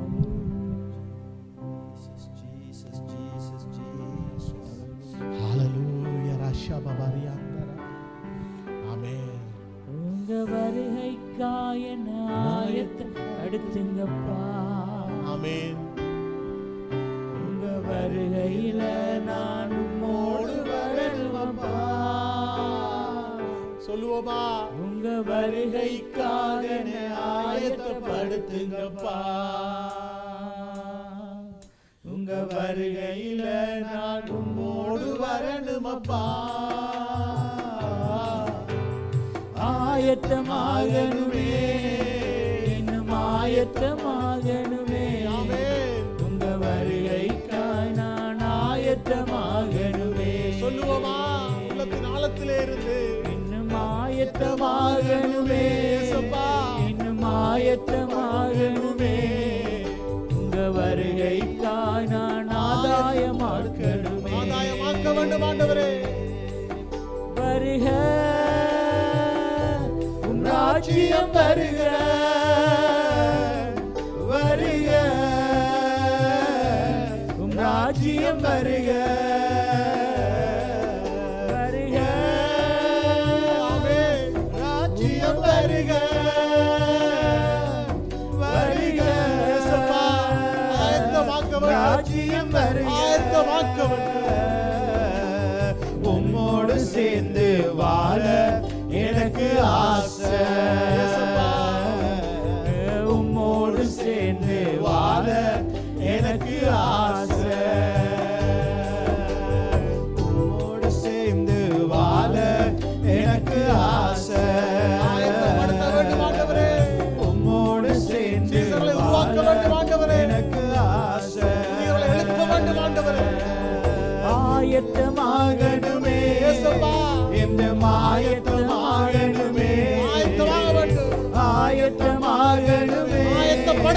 வேண்டும் ஆயத்தப்படுத்தணுமே புதியவர்களை ஆயத்தப்படுத்த வேண்டும் வருகைக்காக ஆதாயமாகணுமே ஏசையா உங்க வருகைக்காக ஆதாயமாக்கணுமே வருக ராஜ்யம் வருக வருக ராஜ்யம் வருக வருக ராஜ்யம் வருக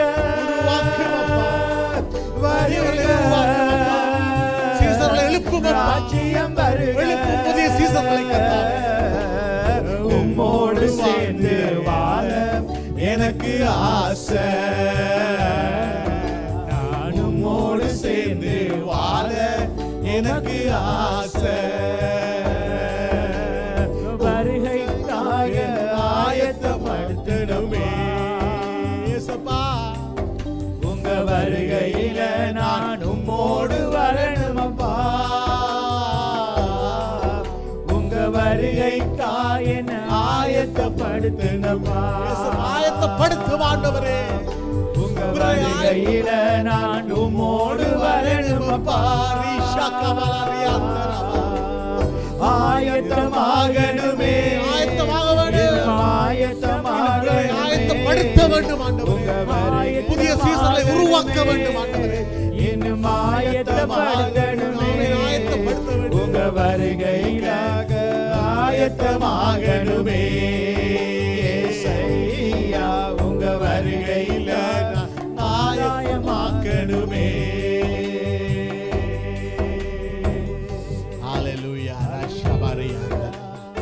ஆவியானவரே உமக்கு நன்றி அப்பா. நன்றி ராஜா. அப்பா உம்முடைய வருகையில் கர்த்தாவே நான் ஆயத்தமாகி ராஜா, நான் பிறரை ஆயத்தப்படுத்தி ஆண்டவரே, இன்னும் பிறரை ஆயத்தப்படுத்த ராஜா, இன்னும் அநேக சீசர்களை உருவாக்க வேண்டும் ஆண்டவரே.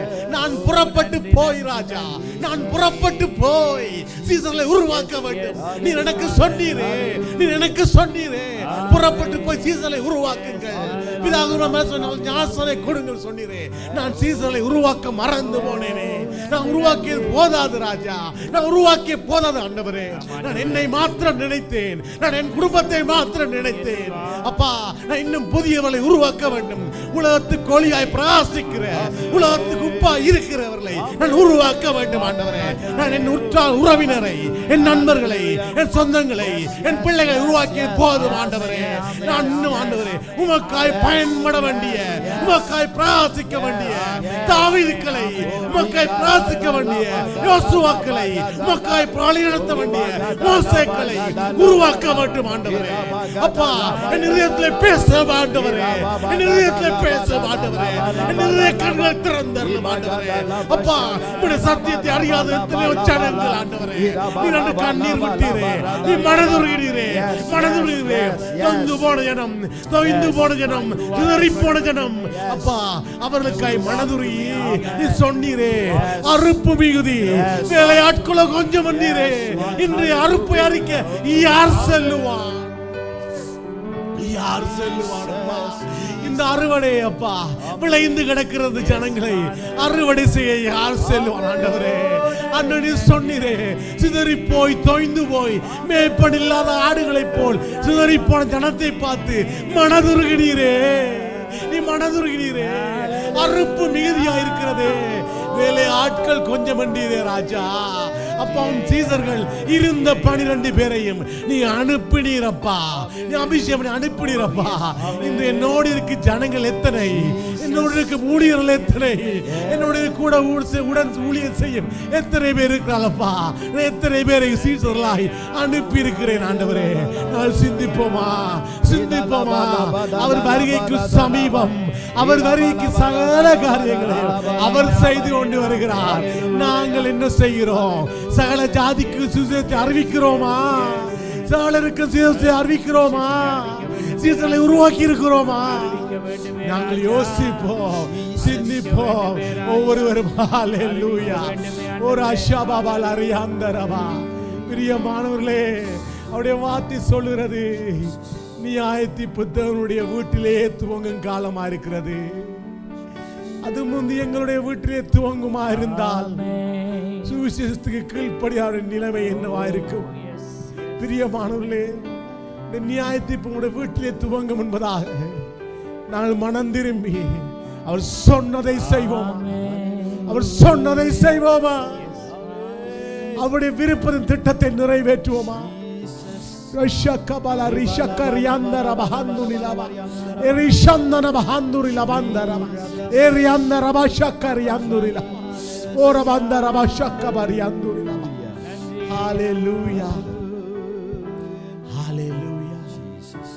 அப்பா அப்பா, இந்த வேலைக்கா கோடி சோத்திரம்.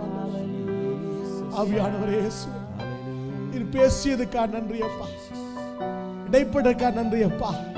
இந்த வாஞ்சையின் தாகத்தையும் ஆண்டவரே, உடைய பிள்ளைகள் ஒவ்வொருடைய இருதயங்களையும் கொடுத்ததுக்கா நன்றி அப்பா. ஒவ்வொரு இருதயங்களையும் கொடுத்ததுக்கா நன்றி அப்பா. அப்பா, இது உம்முடைய வாஞ்சை ஆண்டவரே, இது உம்முடைய விருப்பம் ஆண்டவரே, இது உம்முடைய விருப்பம் அப்பா. நீர் எங்களை விட்டு பூயை விட்டு எடுத்துக்கொள்ளும் போது சொல்லி சென்றீரே, இது உம்முடைய விருப்பம் அப்பா. இது மறுபடியும் வருகிற வழியிலே அப்பா உம்முடைய விருப்பத்தை நிறைவேற்ற ஆண்டவரே, எங்கள் ஒவ்வொருடைய இருதய கண்களையும் உடைய மன கண்களையும் திறந்தருளும் ஆவியானவரே. எங்கள் ஒவ்வொருவரையும் ஒப்பு கொடுக்கிறோம் ஆண்டவரே. யாரா இருந்தாலும் அப்பா, புதிய சபையோ புதிய ஊழியரோ யாரா இருந்தாலும் அப்பா, இந்த எண்ணங்கள் ஒவ்வொருவருடைய ஒரு விசுவாசி தொடக்கம் ஒரு ஊழியருடைய இருதயங்களிலும் அப்பா இந்த காரியங்கள் பேசியதுக்காக நன்றி. அவருடைய மனக்கண்களை திறந்ததுக்காக நன்றி. யோசுவாக்களையும் ஆண்டவரே, மோசேக்களையும் இனி எழுப்ப போறதுக்காக நன்றி ஆண்டவரே. கட்டி எழுப்ப வேண்டும் ஆண்டவரே. அந்த விளக்குகள் ஒவ்வொன்றுக்கும் ஆண்டவரே என்னை ஊற்றி ஆண்டவரே விளக்கு தண்ணி மேல் வைக்க ஆண்டவரே. நீ கிருபை செய்யறதுக்காக நன்றி, நீ பேசுறதுக்காக நன்றி. இஷக்கபல ஹன்னுனில பந்தரப ஓர் இஷந்தரல பரியந்துனில ஓர் அஷக்கப ரியந்தரல. ஹalleluya. ஆவியானவரே, வேலைக்கா கோடி சோத்திரம். வேலையை கருத்துல போடுக்கேன்னாச்சு நாள் இடைப்படக்கா சோத்திரம் ஆண்டவரே. கர்த்தாவே, இந்த வேலையை கருத்துல போடுக்க வார்த்தையை கொடுத்ததுக்கா சோத்திரம், நீ பேசியதுக்கா சோத்திரம், இடைப்படக்கா சோத்திரம், அசைவாடியதுக்கா சோத்திரம். வேலையை கரத்துல ஒப்படைத்து அடியனை தாழ்த்திய சப்பா இந்த கரத்துல ஒப்பு கொடுத்து வேலையை கரத்தை இயேசு கிறிஸ்து எங்களுக்காக கல்வாசி அடிக்கப்பட்டு நொறுக்கப்பட்டு ரத்த சிந்தி மரித்து உயிர்த்து எழுந்து நீ ஜீவிக்கிறேன். மறுபடியும் வரப்போற நாசனா இயேசு கிறிஸ்து அதிகாரமான நாமத்திலே ஜெபம் கேட்கிறேன் நல்ல பிதாவே. ஆமென்.